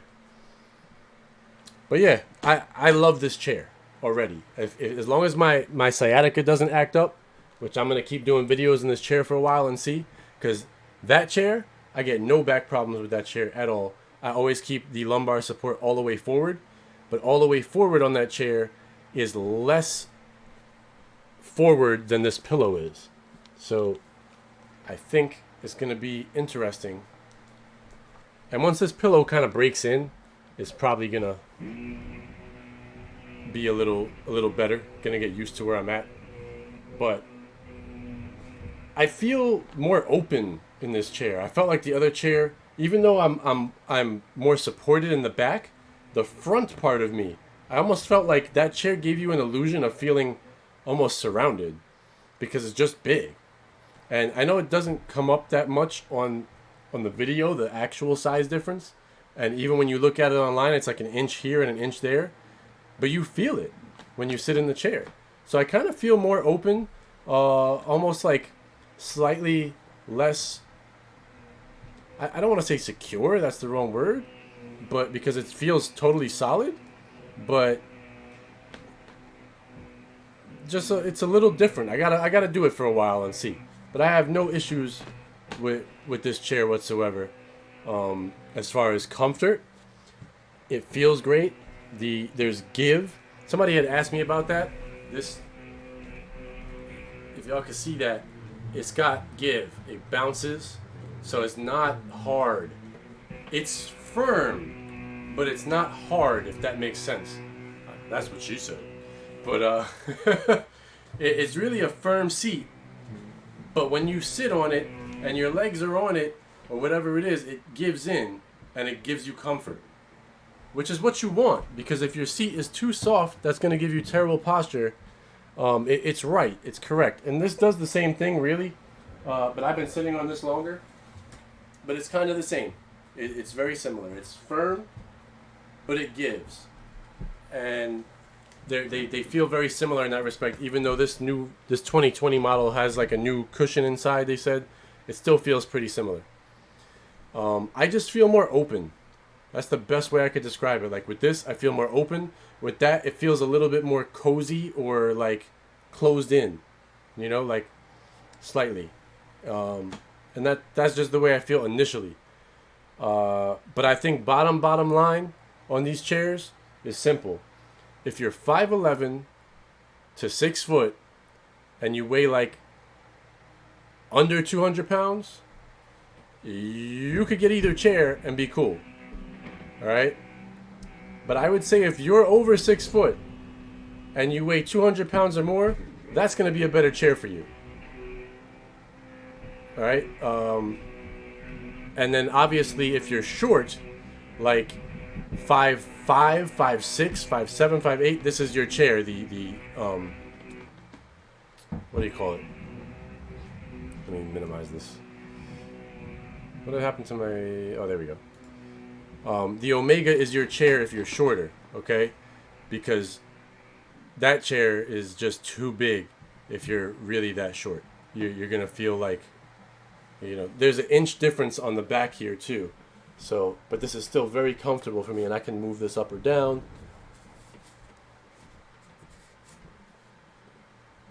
You know, but there's an inch difference here. That's an inch taller on the Titan. But I'd honestly have to say Secretlab, either chair is a winner. They're both great feeling chairs. So that's pretty much it. I think, because I had a few people ask me, and then when my wife was like, I want to get a chair, I just said, all right, I'm going to buy this Targaryen chair while it's still there, because it was a limited edition one, and it matches all my red and everything. So I'm like, let me just get it, and then I can actually compare, because people had asked me. So You're not going to go wrong. I don't think you go wrong either way. They're both very comfortable. It's just more of, I feel like it's really just size. That's really all it is. It's a size difference, and it's about your size. So 5'11" to 6 feet, under 200 pounds, either chair is good. If you want a bigger, more encompassing, I sunk into something feeling a bit, Titan. If you want more of a, lighter feel, open, Omega. If you're under 5'11", like, I'd say you're starting to look here at the Omega more often. You can still do it though. Like, you can be whatever. You can definitely be under 5'11" and fit in that chair. But I think you'll feel even maybe a little too much sunk in. And if you're over 6 foot, that's your chair, man. The Titan, like 6'2", 6'3", that can go up to 6'7". You can sit in that chair, and it's also your weight, right? This chair is good to 240 pounds. That chair is good to 290. So that chair can hold an extra 50 pounds of weight. So it really depends on your size. But I think the biggest thing for people was height, and they were wondering what was too tall and too short. Like I said, my wife is 5'3", but she has a slightly longer torso and slightly shorter legs. So it treats her more like she's 5'2". And this chair says it's good for 5'3". She actually can't put her feet firmly on the ground even at the lowest setting on this chair. So if you're 5'4", I think this chair is fine. Okay, it's okay. You're going to get away with it, even if your legs are slightly shorter or longer. But if you know you have a long torso and short legs, you might still want to go with the Throne, which is their smallest chair. That's like 4'9" to 5'3". The Omega is like the kind of jack of all trades up until about 5'11", 6 feet. You pass 6 feet, just buy a Titan, man. Like, and that's really your differences there. And it's about width, your body width. Know your own weight. If you're a wide person, wide guy, wide girl, whatever, you got, broad shoulders, things like that, Titan's probably better for you. If you got wide hips, really wide, Titan's probably better for you, because these bolsters on the side of this chair are gonna dig into that. But if this is the chair that's used most often at esports events, esports gaming, like first person shooters, when, I don't know how many of you guys have actually watched that, but esports is like a thing. You see this chair, the Omega, more often than any other chair, because it's kind of just fits like I guess the majority of people's sizes in general. And I'm not saying you can't be over 6 foot and sit in this chair. You could, but even Secretlab says you probably shouldn't, because they have that one. But you could do it. But I like it. That's all there is to it. Kiko asks, what's the difference of the 2020 chair? The armrests go 4 ways, where that one only goes 3 ways. The buttons are totally different on the armrest. These are definitely more intuitive, more easy to use. I already like this way better. I feel right at home just pressing these buttons and going where they need to go. That one, I felt like I was always digging around, even to this day. I don't know if you watched me just now, really, but I was kind of digging around to figure out where it should go, This one is like, this is the inner out button. So, I feel like the angle possibilities of the armrest are better. The difference also is the padding in the chair here is different. They say that it's also a new leather on the chair. They say it's PU leather 2.0, whereas that's just PU leather, their original. That I can't say I noticed much of a difference on. The leather itself feels very, very similar. Let me rub this one again. Okay, yeah, this is softer. It's a softer leather. It's pleather, really. I don't know, they call it PU leather, but this is softer for sure. It's a little bit softer to the touch of like rubbing on it. But that's it. It feels pretty much the same. Other than that, the head pillow comes with the 2021. This is my favorite pillow ever for a computer chair. I love this thing. I don't know. I'm gonna ride it out on this. I don't know which one I'm gonna end up liking better, but I like them both. I'm not sure which one I'm gonna like better though. I won't know until I use this for like maybe a week or 2 weeks, and I'm gonna use it, and I'm gonna let my Titan sit there and take a break, and we'll see what's up, you know. But apparently my YouTube counter stopped working because it's showing me more properties on that. Let's do source, refresh cache, done. There we go. Okay, so those are the primary differences. Is the leather of the chair, the armrests are different. The padding inside is, they said, is different. I don't feel much difference with the padding. It feels pretty similar. They both are very comfortable. Firm, but not hard. They give, both of them. So that's good. That's what you want. They have a little bit of give, but not so much that it's going to allow you to mess your posture up. And those are the primary differences, really. The lumbar support is also memory foam. There wasn't memory foam last year if you got an Omega, so that's a difference. But the Titan doesn't come with a pillow at all. And you could use the pillow on the Titan, but if you're going to do that, then you got to put the lumbar support away on the Titan. Because with the lumbar support out and the pillow, I couldn't lean back properly. But this right here feels tighter. The like around here and it coming up, it feels more snug. I can't move like that, you know, the same way I could. You can see my shoulders are like out to the edge of the chair. If you look on, like, look, keep my shoulders here. You see that? The line up with the chair. And watch when I sit in the Titan.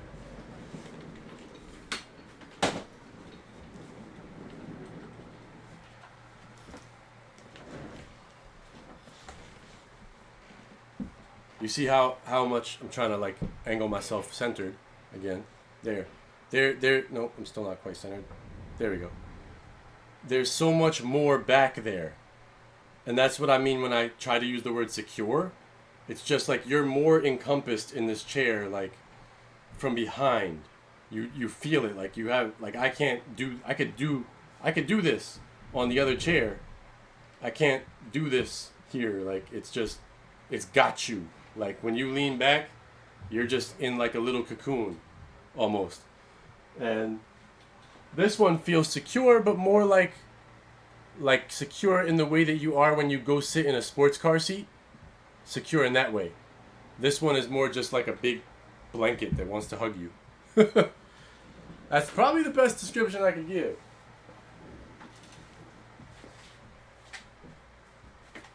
So, bottom line though, I like them both.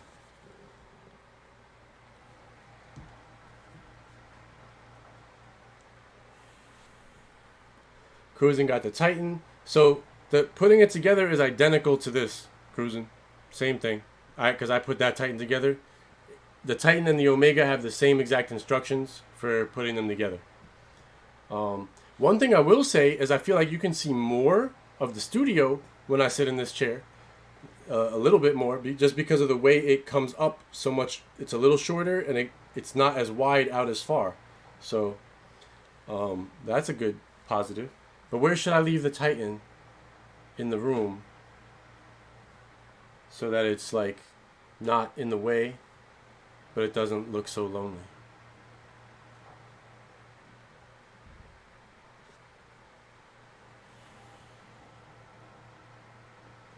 You are allowed to use your other pockets. What do you mean, GoPro?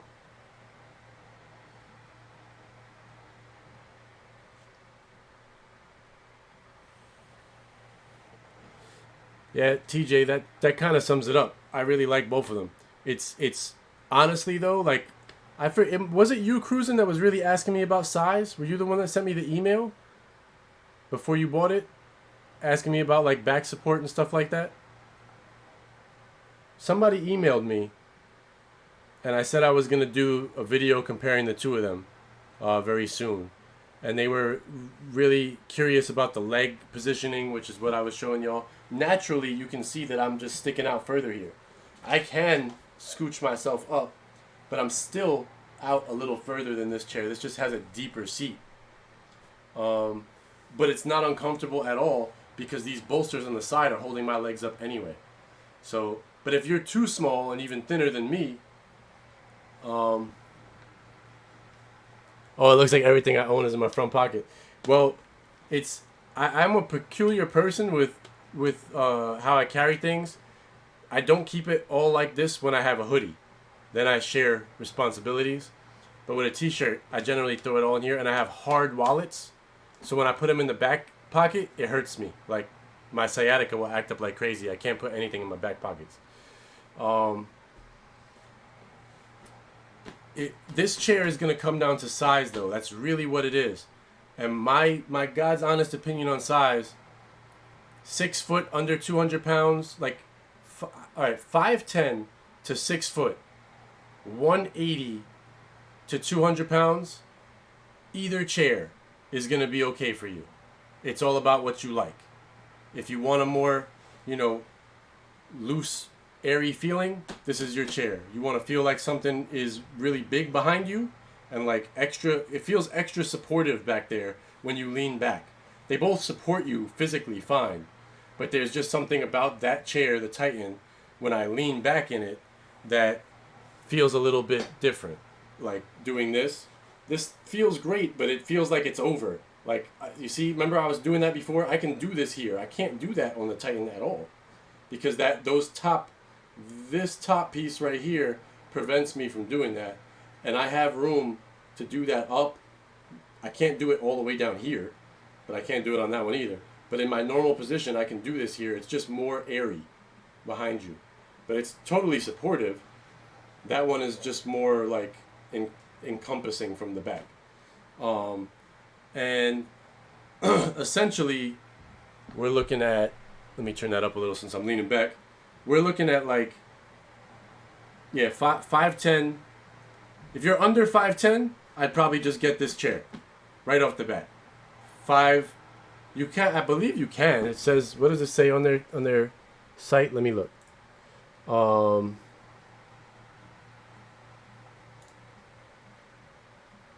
This chair says,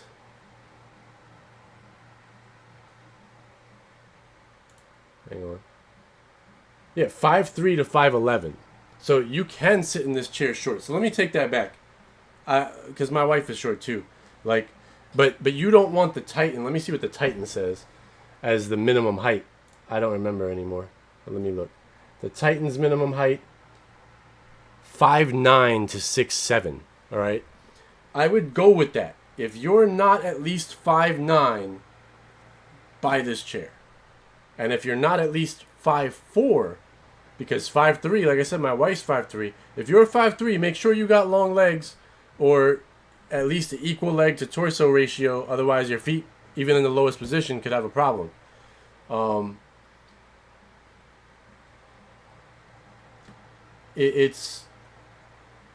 You might want the throne. If you're 5'3" or under, I would not buy this chair. Like, honestly, unless you know for a fact at 5'3", because they say 5'3" on their site for the Omega. Unless you know for a fact your legs are equally as long as your torso, or your legs are longer and your torso is shorter, I'd err on the side of caution and say, if you want this chair, you should be at least 5'4" tall. That would be my recommendation. 5'4", all the way down, the Omega should be okay for you. If you're not 5'4", then throne. All right, throne up to 5'3". I would stick to the throne, honestly, just to make sure you don't get something wrong. 4'9" to 5'3", get the throne. Done deal. If you're 5'4" to 6 foot, and you're not like, if you have a relatively slim build, this chair is great for you. Up to 6 feet, 5'4" to 6 feet. I'd say with a relatively slim build, you'll be good. If you're a more, bigger person, whether it's, muscles or just you eat a lot, whatever the case may be, whatever it is, Titan's probably better for you as long as you're 5'9". Like I would not get that chair if I was, my wife has sat in this chair and she sat in the Omega, and because she has the Omega upstairs that we just got for her. She cannot even come close to putting her feet on the floor in this chair just because of how much deeper the seat is. So when it pushes you back like that, your feet are even further from the floor. So that would be my recommendation. Be 5'9" to get the Titan. At least 5'9". And if you're over 6 feet, 6'1" or bigger, I just grab the Titan, because I think that your shoulders are gonna pop up a little bit higher on here, and it's gonna be a little bit less comfortable. You can probably do this at 6'1", but I'd say 6'2", you're done. Like that's probably about it. Giorgio says, "What if I'm 3'7"? Will it fix for me?" 3'7"? I don't know, my man. But you can be 3'9", or whatever it says. I think it. No, not 3'9". That's too short. What? Hold on, let me see. It says the throne 4'9". The smallest chair is 4'9" to 5'3". They say I'd make this 4'9" to 5'2" for the throne. Their smallest one. 4'9" to 5'2". The throne is your only option. Okay, and it can hold 220 pounds. So it's got you at 4'9" to 5'2", up to 220 pounds. The Omega says 5'3" to 5'11", but I would cut that 5'3" out, honestly. I'd stick the 5'3" to the throne and do 5'4" to 6 foot instead at the Omega. All right, 5'4" to 6 foot. You're okay in the Omega, up to 240 pounds. I believe that's pretty accurate.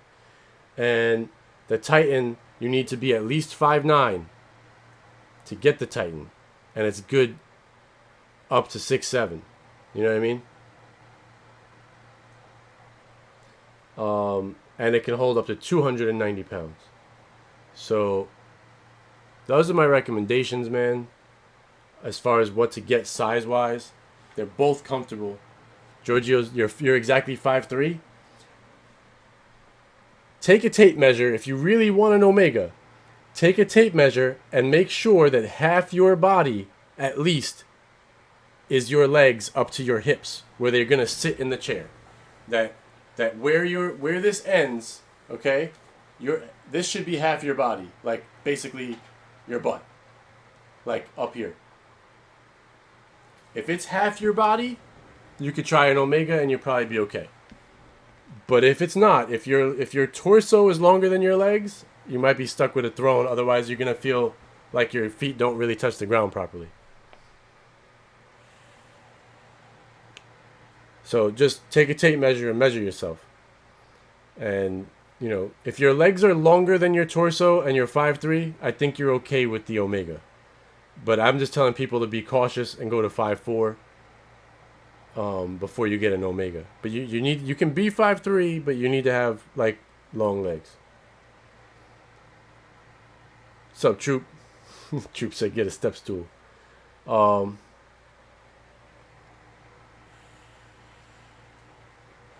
But yeah, I'm comfortable in this chair. It's a different comfort than the Titan, but comfortable. And I would say that the pillow is comfortable, but you're gonna play with it a little bit to find the right spot. Like I just hit the right spot right now. But yeah, I wouldn't grab a Titan. Be 5'9". To take take their advice on the site. Be 5'9" for a Titan, because at its lowest setting, I fit fine in it, and I'm 5'11", maybe 6 foot. My driver's license says I'm 6 foot.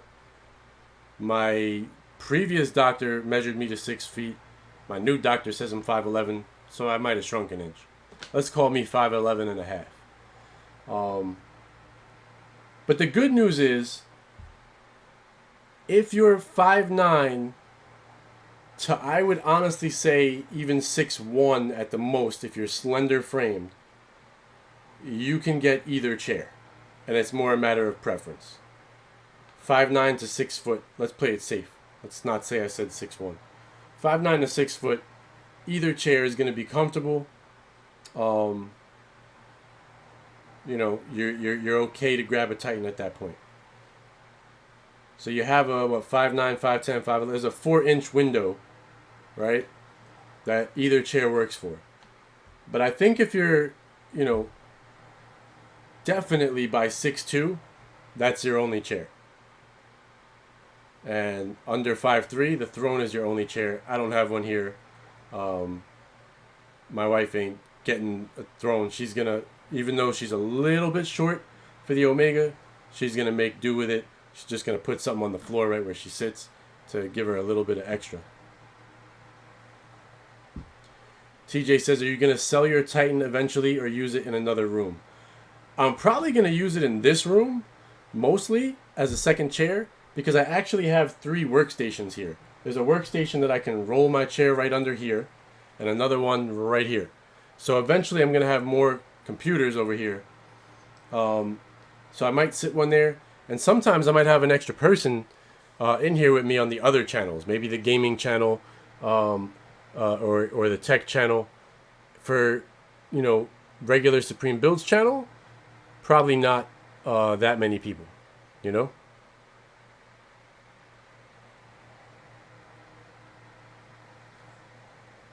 What are you saying, Kiko? You're getting like the Yuka.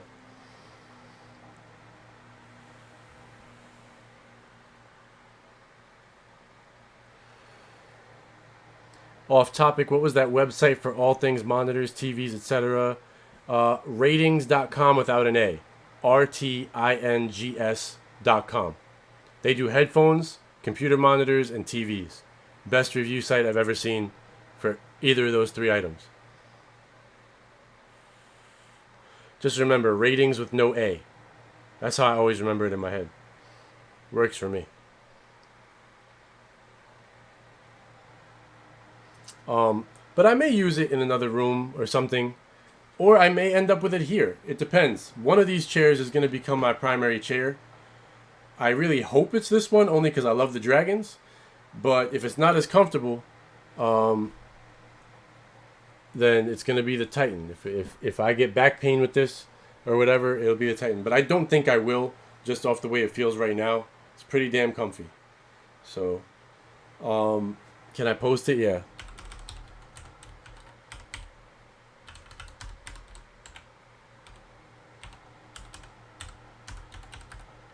There you go. That should take you right there.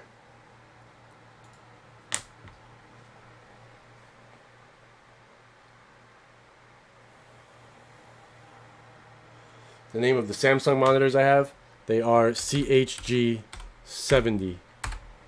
That's the model. They come in 27 or 32 inches. I have 27-inch monitors. I think 32 is just too big for a monitor. Like, when you... Well, you know what? If you have a single monitor, 32 is okay. But I have 3 monitors. 3 32s would be ridiculous. Like, that's just too much for me. The CHG70, how much do they run? Let me see.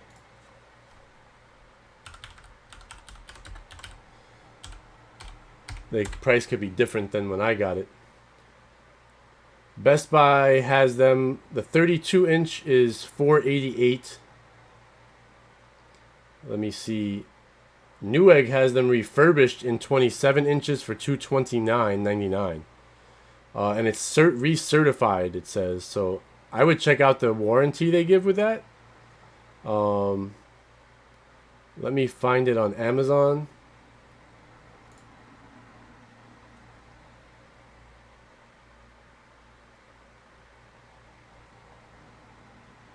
Amazon sells the 27 for $470 and the 32 for basically $490. So they're not really, and that's coming from Samsung, it looks like, directly. But Best Buy Let's see what Best Buy's price is on the 27.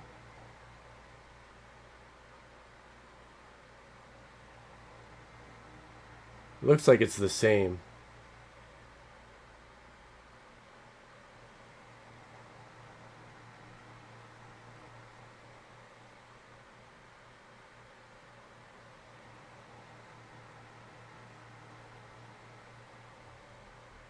Yeah, it looks like the prices at Best Buy are the same. The cheapest by far is right now Newegg recertified. Let me see what the listing says here. Let's take you over here with me. So you see it says refurbished. It's the 27-inch monitor. It's $229. If it's not broken, that's a ridiculous steal because I definitely paid $4 something for mine. So let's see the warranty. This item is covered by Premier Buy's return policy. Let's see what that says on returns. Refund within 30 days, replacement within 30 days. So I'd say it's pretty safe to buy this. I actually have a bad pixel on my leftmost monitor. And that was a brand new one. I didn't even notice it until like 2 days ago though. It's one small pixel. And you can only see it when the screen is black. Other than that, it's fine. So with a 30-day return window, I wouldn't be too worried about buying this as a used, as a refurbished item. So let's see, there's 2 reviews.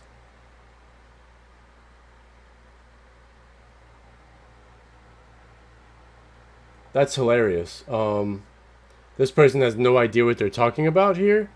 They are correct. The stand is huge. I changed my stands. Speakers do not work. It doesn't have speakers. And FreeSync is not a gimmick. You need the right thing to use FreeSync.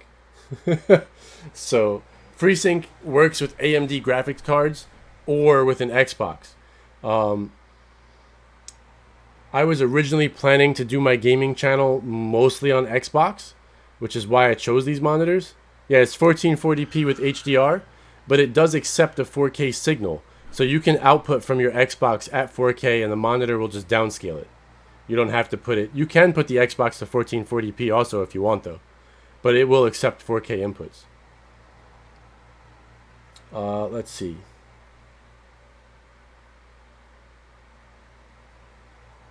Yeah, so turning up the response time dims the brightness. That's true.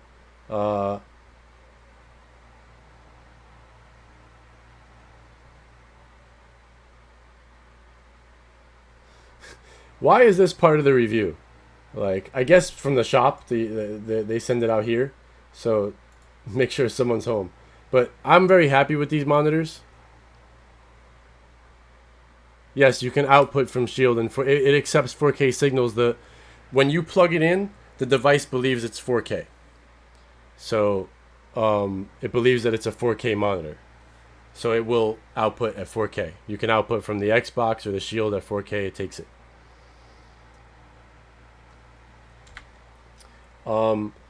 But honestly, now that I'm not, and the monitor is curved, now that I'm no longer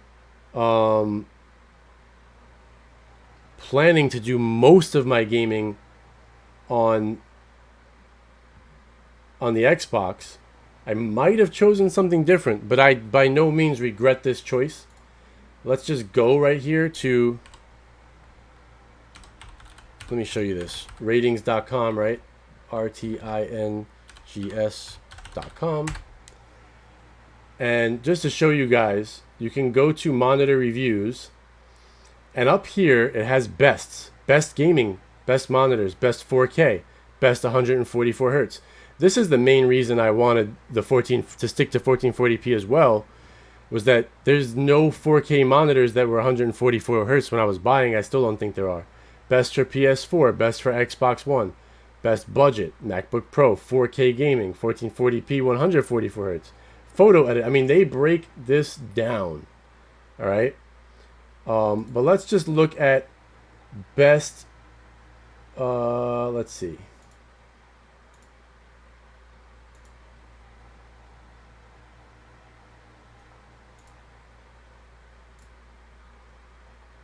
I mean, it goes on. Best 4K HDR monitor. Acer Predator X27. So, and even still, this is the best one. You see how it's yellow? It's got a 7.4 because the monitors just don't get quite as bright as you need for full-on HDR as a TV does. GoPro Dynasties, I say, nah, they have budget. Look, best budget gaming monitors. You can get whatever you want in here. So 8.6 for gaming, 27 inches, 1080p. Let's see price on Amazon. That's still not cheap, $350. But I wouldn't quite call that a budget monitor at $350. So this one's HDR. Let's see the price on Amazon. $294.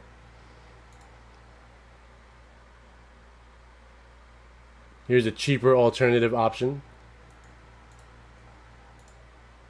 And we're at $239 for a 24, $289 for a 27. I mean, monitors just aren't cheap in general. Like anything good anyway. But this is budget gaming monitor. You can, if you don't want a gaming monitor, you can just get budget. I believe there's just budget in here. Look, gaming under 200. Well, that would be really budget. So here's an Acer. 75 hertz only, but refresh rate. Sold out, apparently. More versatile monitors, the Dell under 200. So there's a lot of stuff in here. He said, so like I said, no, you can get cheaper options in here, man.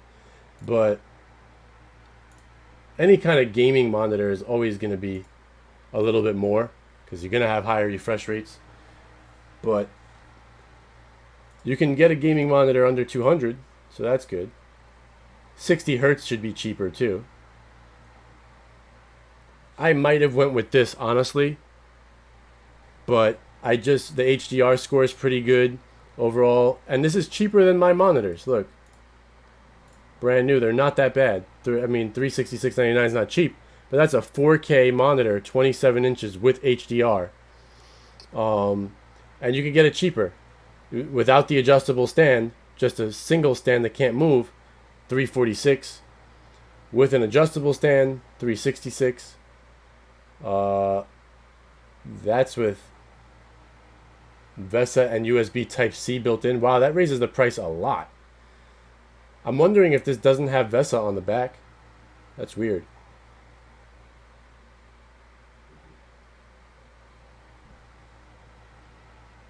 Just the adjustable stand and USB Type-C. So there's configuration options, but this is from what people say, an excellent 4K monitor. What stand did I change to? I got a Vivo monitor stand.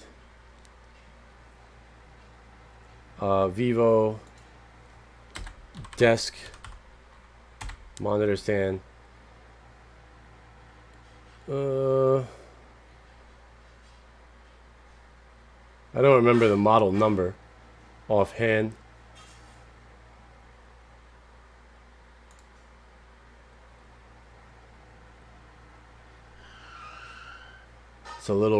I tried these and I sent them back. It's got a slightly rounded front.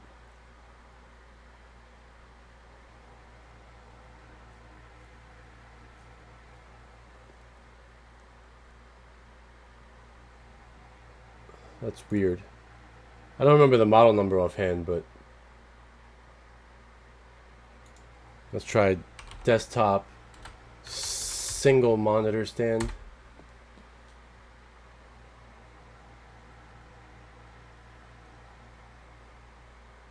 Might find it faster.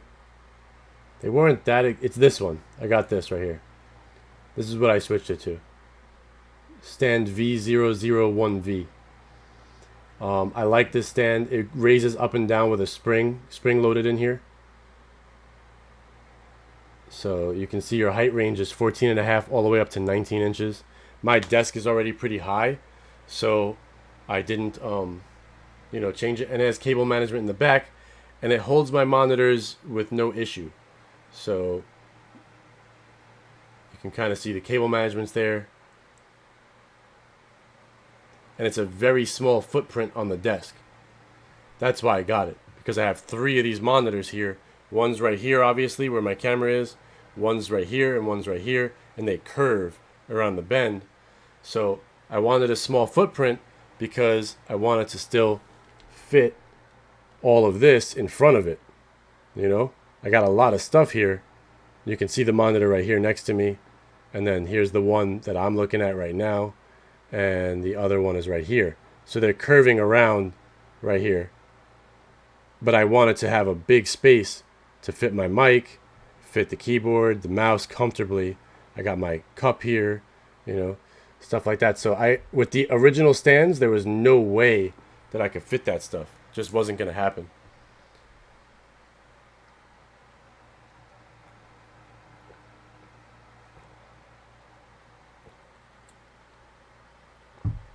The Newegg link? Sure. Wow, that's a long link. Why is this so long? I'll email it to you, Kiko. Because that's a really long link. I bet you it'll cut me off on YouTube. Let's see. I could try it.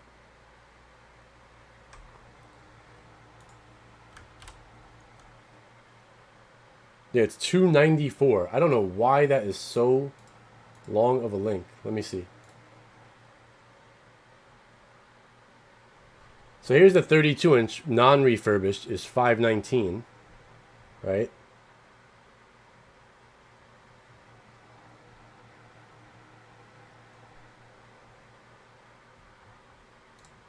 CHG 70. Let me see if I can get a shorter link somehow. But why is it not showing up now? That's weird, right? When I search here, it shows up, but when I search their site, it doesn't. Yeah, I'll email it to you, Kiko. I'll do that right now. Because it's too long to fit in the...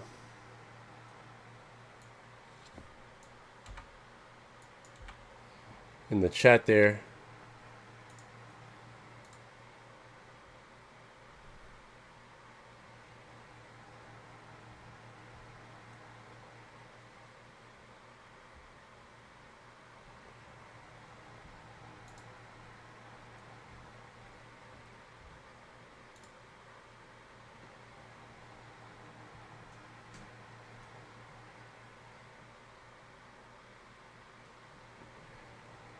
Trying to find your email in here real quick, Kiko, so we get it.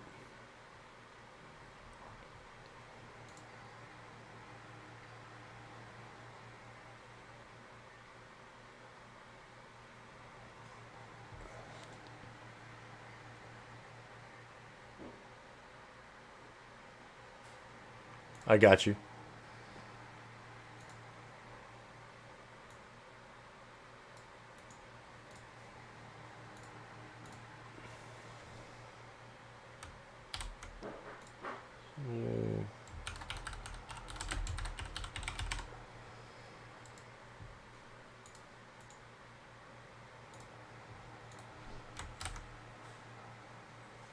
Sent it, Kiko.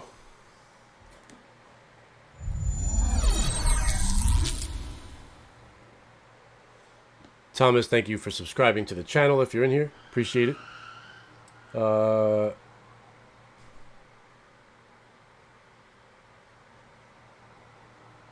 can't type the Newegg link if that's what you're asking. It's that time.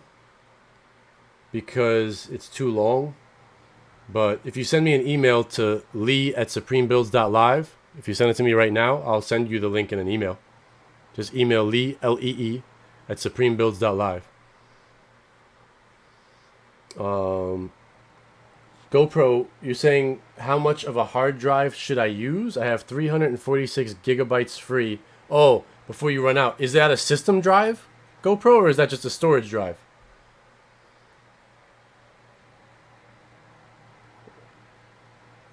If Windows is on it, you want to leave more free space, or whatever operating system you have is on it.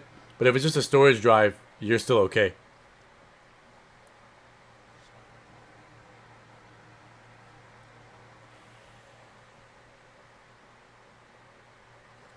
Pi 4B is back in stock at Micro Center in Yonkers? Let me see.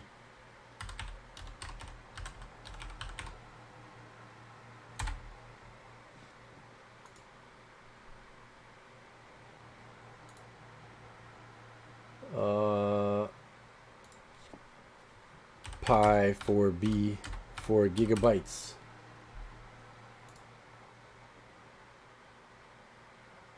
Why did that give me... Okay, what can he help you find?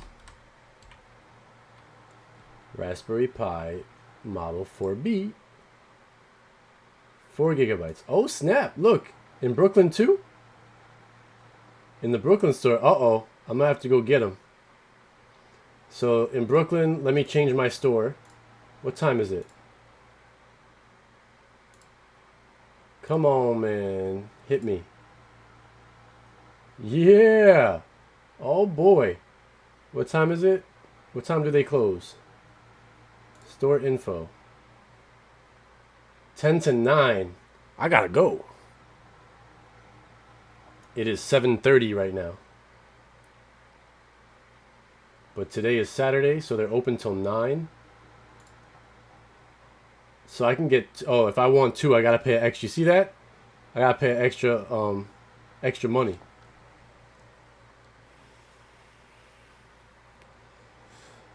So it'll go up to 65. I'll live. And then I'm gonna go right back to my... It's that time. I got it.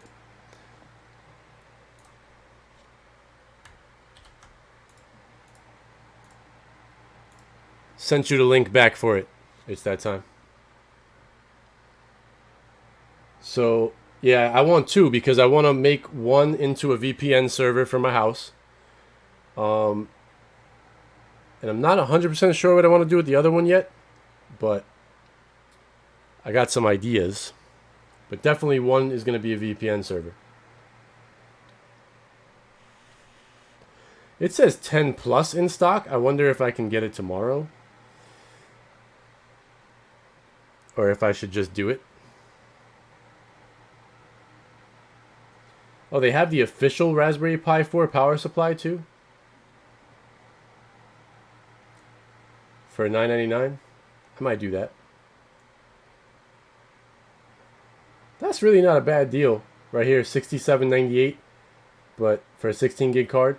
I think you can go up to 32 without having to do a funky format, right? Because it can do SDHC, but you can't do SDXC.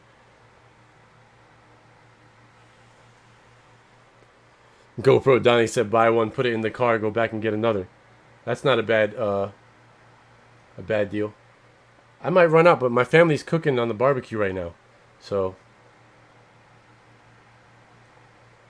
nothing came in email except link to live show? Nah, I just emailed you the Newegg link. You wanted the Newegg link for the monitor, right?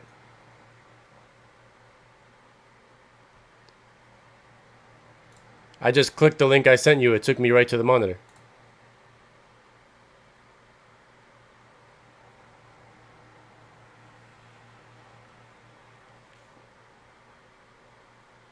Oh, thank you, Dr. Death. I appreciate that.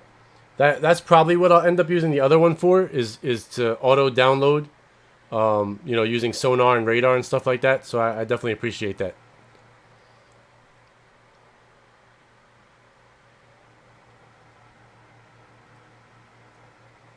You got it? Okay, cool.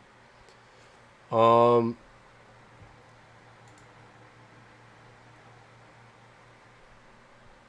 yeah, I think I'm going to try to run out and grab these.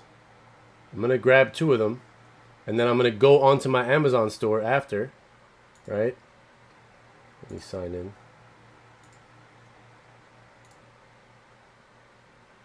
And then do...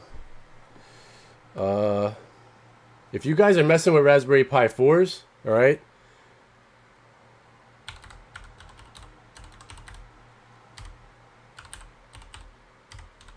Go to the store. I've done all the legwork here. Raspberry Pi 4B. I researched. I know they get hotter. So you have this case here. Alright. This has a fan. So it's good. You've got the small HDMI cables at different lengths that you need for the output for HDMI. Here's a card reader if you want. The reeds that go with it, I have the Bluetooth and the Wi-Fi one. And the 32 gig best SanDisk is 13 bucks. So if they can't match this price in Micro Center, I'm going to buy this 32 gig because that's the best one. Because it does get hot, right? This is the Extreme Pro. It's meant to take extreme heat and cold. It's the best one for heat and cold. And they say that this board does get pretty hot. So if you want to do a funky format, then you can do the 64 gig one. But if not, stick to 32. And I'm going to use the Re with it. And I think that this was just a card reader. I don't remember what I... Yeah, it's a card reader. I'm not sure why. Oh, there was something to do with that. I don't remember what it was. I was looking at something to do with it. But... And if you're still into the 3B, I got a bunch of stuff in the 3B thing. I didn't pass 32 on that at all. But there's your Extreme Pro again. Keyboard if you want. You could use that keyboard also on the Pi 4 too. I should probably put it in there also. I got the screens and all that. But I'm going to output to a normal monitor that I got sitting over here. I have two that I used to use before I set up the studio. I had this same PC hooked up to two monitors. So I'm going to take those monitors and hook them up to both Raspberry Pis when I'm done. So, but like this doesn't have a fan, but definitely get one with a fan, man. And this one was kind of the coolest looking one I saw, and it's only 10 bucks. But it's open if you look at the side of it too, so it helps it breathe, and it has a fan on the top. So it's pretty nice. It's got heat sinks plus the fan plus the feet thing. Is real for 10 bucks. This is a pretty sweet looking case. I don't think you could beat that with a bat. It's got 70 reviews already at 4.5 stars. So, how will Pi 4 compare in functionality to the Shield? Those are nothing alike. Because the Pi 4 does not have a perfectly good working version of Android. So you can't put APKs on it. It'll run Kodi great. Like, you can put, is it OSMC now? I forget, they changed the name of it. Whatever the operating system is, that's basically you turn it on and you're in Kodi already. So you can do that. But I would use this more for other types of projects. I think this is a great add-on if you have like a Plex server and you want to do auto downloads. You can just load up a Linux distro on it. Do a little research. I'll do the research to figure out exactly how to load it up. What's the best one to put on there? Will it show 4K? It's supposed to. I believe it's 4K compatible. And they have this case in different colors too, apparently. So this is black and clear. Straight, what is this? It doesn't really say, but it looks black and clear also, but I'm not sure what the difference really is there. And then there's a blue, that blue top one is kind of badass looking. I might order a blue one. That's pretty cool. Tinted blue. Oh, Open Elect, yeah, or Libra Elect. Yeah, they keep changing it. I don't remember. I think it used to be Open Elect and now it's Libra Elect. I think that's what it went to. Or it's the other way around. But, yeah, it's supposed to be able to show 4K. Let's go to their site.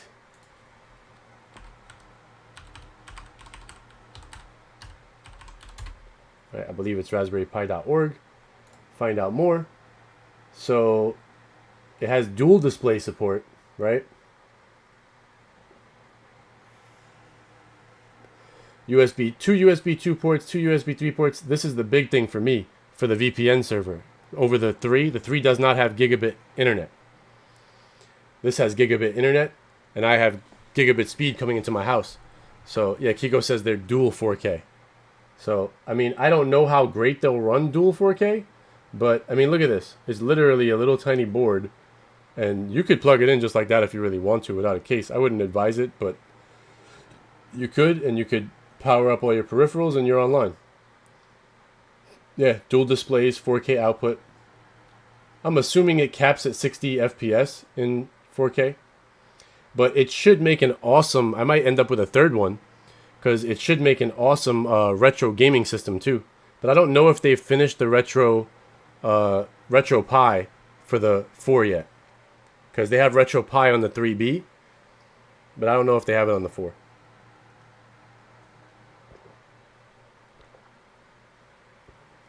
But I think I'd still recommend the Shield anyway for retro gaming overall. So you need a 15-watt USB-C power supply, the original one.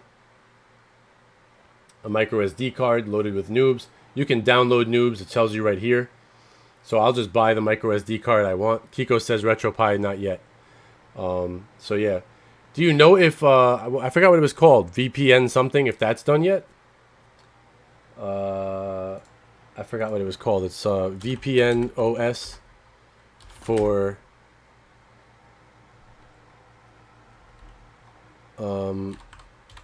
Raspberry Pi.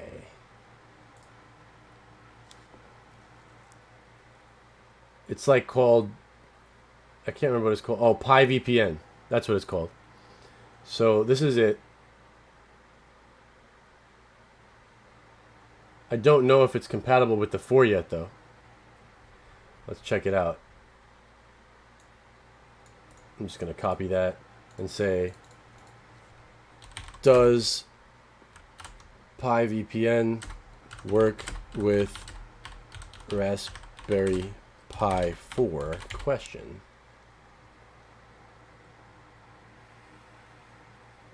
This is about the best video, too, you're going to get for how to do this. I'll make one, but Lon.tv already has one. I've watched it before.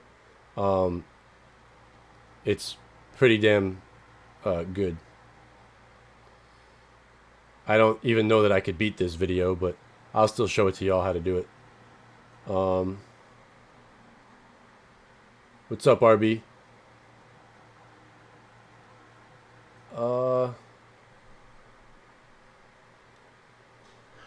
I don't see anything specific for the 4 yet, though.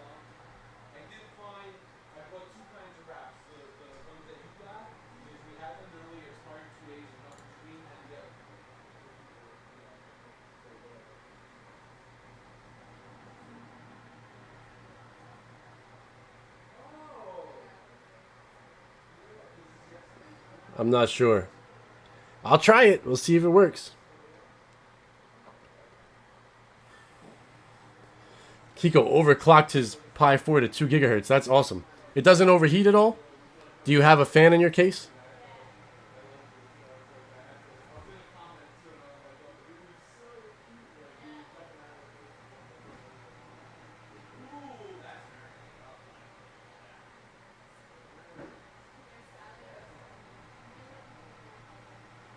Fan, yes. Okay. Yeah, look, own cloud server, but that's your Raspberry Pi 3. So the only downside to the 4 right now is that not a lot of OSs are updated to work with the 4 yet, so they're still working on it. But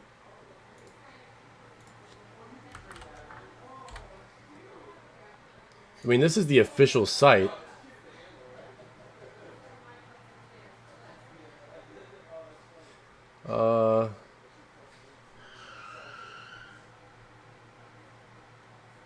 It says it'll work just as well as on an Ubuntu server. It's probably going to work.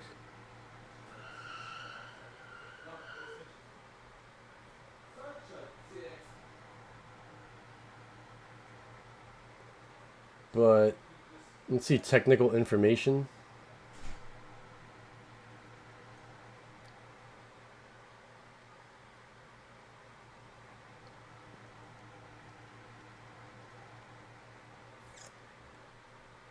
For more information on Pi VPN, let's check the wiki. I would love to know.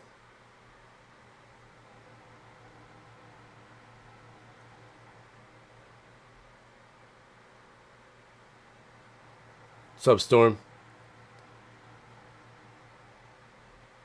Yeah, I'm not sure. It really doesn't say anywhere if it works with Pi 4. Even when I put the question in, it doesn't seem to have been asked or answered. So, but to be clear, using Pi VPN is very simple. I would highly suggest, if you're trying to do it yourself before I do it, to look at Lon.tv's video. I've watched his video numerous times. He does a really good job explaining things. He's also my go-to guy for HD home run stuff. He's awesome. But to be clear, this is not VPN how we normally talk about it. It's not like, okay, I'm protecting everything in my network inside my house. This is for a VPN that's using your internet connection. That becomes, the Pi becomes your VPN server, and you can enter that info on your phone, and you're outside. You can hide your activity from your cellular provider. If you're on a mobile, if you're on a open Wi-Fi network somewhere like Starbucks or something, you turn it on. Nobody can snoop your info. Stuff like that. It's calling back to your house and using your own internet at home as the VPN to tunnel your info so that nobody can steal it. That's what it's really used for. It allows you to travel anywhere and always have something you can use outside. Now, being that my internet at home is really fast, I would love to do this and see what kind of speeds I get compared to like private internet access or whatever. But if I was home and I tried to do that, it's not going to protect me when I'm downloading things or stuff like that. You know what I mean? So I really want to do this with one box. I won't even really need a screen for this box. I'll probably use one, like something real small for it, but that box will kind of stay on the side. Then I'll use another one as a automatic downloading box that'll transfer my files that are downloaded into my my NAS drive, so I can put them on my Plex. And the last one I'll probably use for retro. Kiko says, I like ETA Prime for Pi 4 info. Let's see, ETA Prime. Oh, he's a YouTuber. Okay. So there's another one. So here's somebody got Retro Pi on the Pi 4. He shows it there. So yeah, check out ETA Prime's channel. He definitely seems to do his. Let's go to the channel.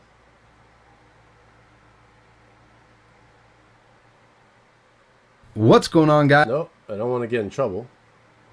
Alright, so let's look at playlists. I'm assuming he's got a Pi 4 playlist.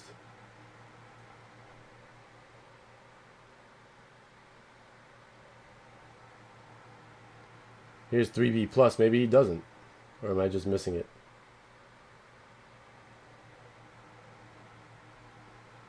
Alright, so let's just do a search. Pi 4. So 2 months ago, he did his first look, benchmarks, initial review. How to install RetroPie. New firmware keeps it cooler, that's good. Getting started with the Pi 4, that's cool. How to overclock the Pi 4, so I see where you got that from, Kiko. Emulation situation update. He's got a lot of videos on Pi 4, that's for sure.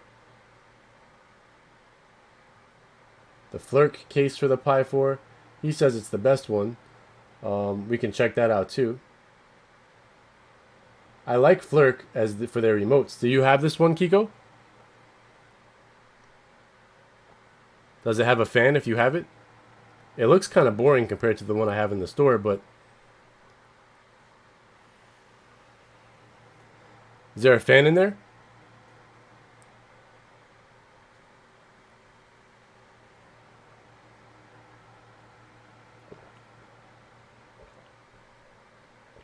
Just a heatsink. I'm going to stick to my fan case then. GameCube on the Pi 4. Wow, he's got a lot. How does he not have a Pi 4 list? So yeah, here's OSMC. That's what I was saying before. So I know that's a Kodi thing. It's like a Kodi build. Not a build. Like a fork. Man, thank you, Kiko. I'm about to subscribe to this dude right now. Subscribed. Oh, the case itself is the heatsink? That's crazy. I gotta look at that then.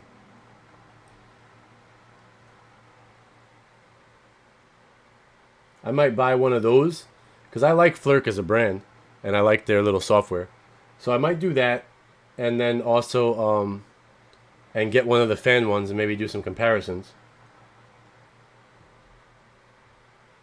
So yeah, that is cool. I just like this, man. Like,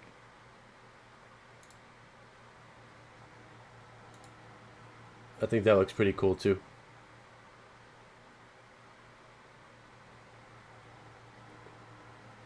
So I'll probably do both. They charge $1 more for the blue one. I like that it's open though, you know, like you can breathe and it has a fan. So it's able to suck the air in from the sides and the fan pushes the air up and out of the case. So I kind of like that. Keeps fresh air flowing.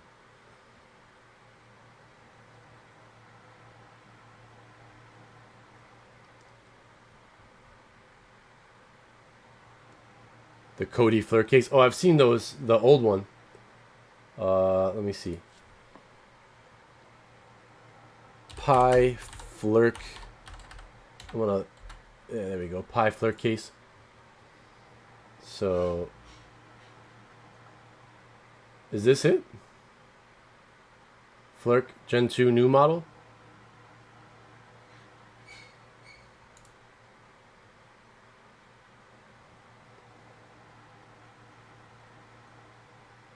I don't know if this is the old one.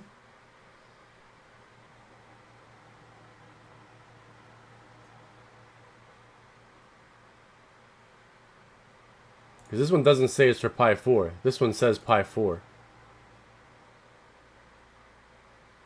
But they look so similar. Oh, this has to be for the 4 because the Ethernet jack is on the other side. Pi Fleur case Cody. Do they have that for the 4? Yeah, I seen that. I seen that on the 3. But do they have one for the 4?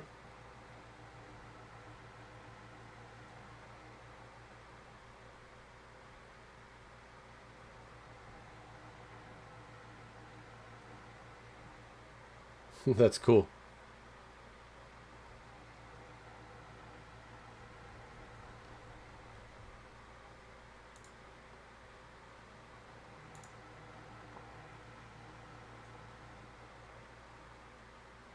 That is a pretty cool, cool design.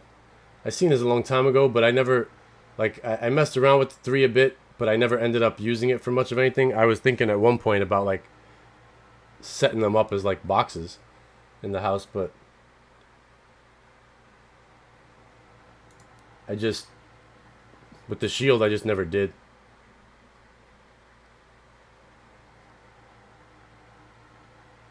Here's another one with a fan, but this one's ugly.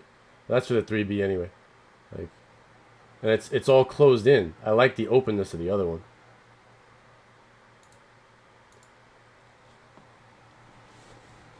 Alright guys, I think it's time for me to get out of here. Only because I want to try to run over there before they're sold out. And grab some Pi boards, because I've been waiting forever for them damn things to come in. So I'm going to try to do that. But I also smell food, so I don't know what to do. If not, I'm going to go over there tomorrow for sure. In the first thing in the morning. I'll be there when they open if I can't go today, because I got to eat. And it's almost 8. So I'm going to try to eat real fast. It's only like a 15-minute drive for me to Micro Center. So I'm going to try to eat real fast and drive over there. What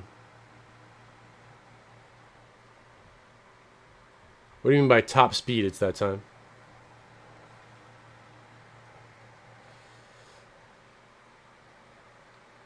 Am I going to do the jugs plugs demo? I'll do it real fast.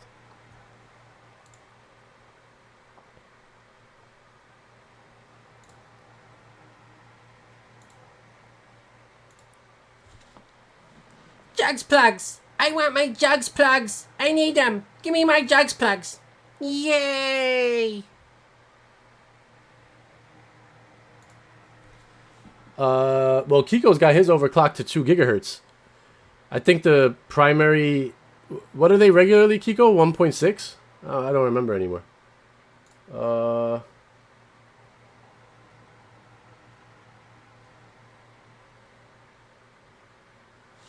Kiko will know since he overclocked it. 1.5. So they're 1.5 gigahertz processor regularly. Kiko's got an extra 500 megahertz on his.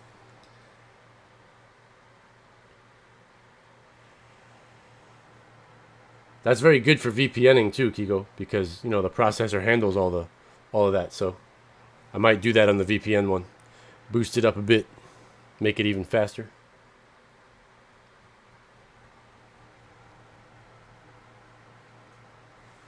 It does dual screen 4K. Oh, and you got 600 on the graphics overclock. Nice. Oh, you guys are making me excited now. I gotta adjust this because it was too low when I was looking at the ground before. Anyway, I hope you guys learned something about these chairs. If you were thinking about getting them, I was hoping that this video would help you make a decision, and I hope it has. Definitely, you know, like I said, final recap on that is just, I would say if you're under 5'4", stick to the throne, be safe. If you're 5'3" or below, throne is probably best. 5'4" to 6 foot, you can get the Omega. And if you're over 6 foot, I'd probably just go straight to the Titan.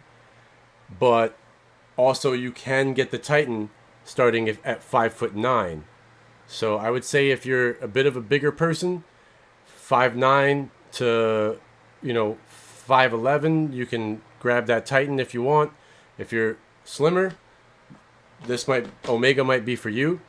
But definitely, their chairs are excellent quality. I love both chairs already. But I will give my final verdict on this chair after using it every day for like a week.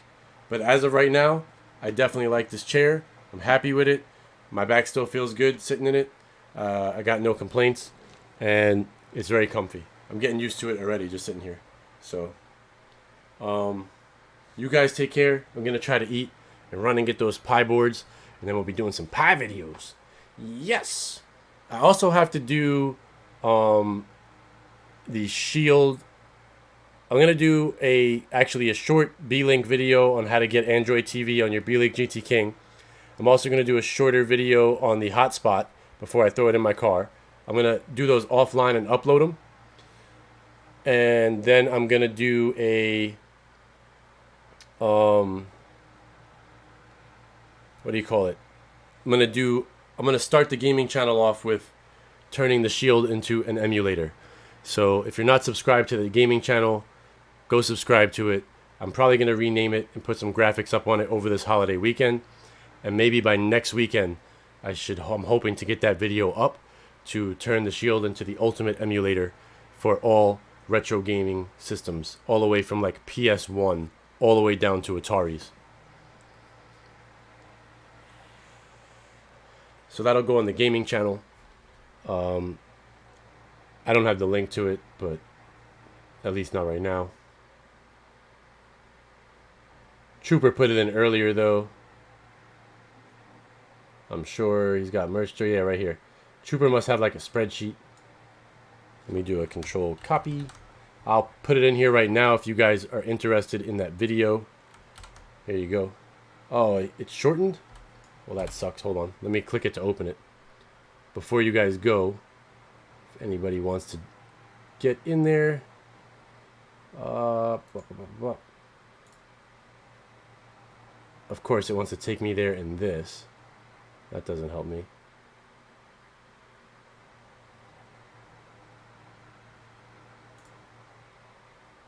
Well, I subscribed to it, so let me go back to the chat.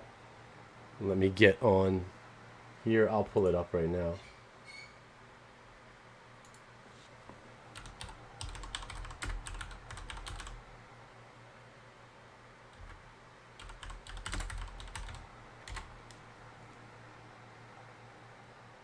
Here we go. I am getting the link now.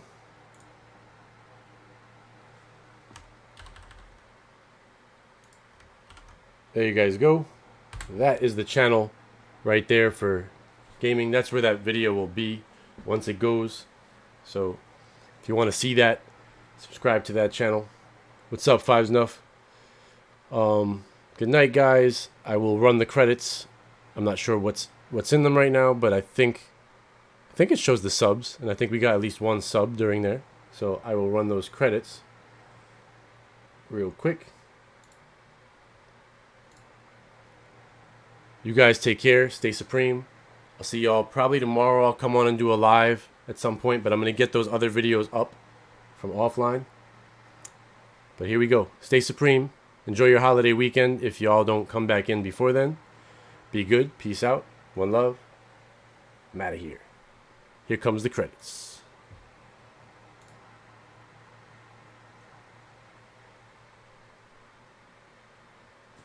Thank you guys for subscribing. Take care. Good night. Be good. I'm out of here.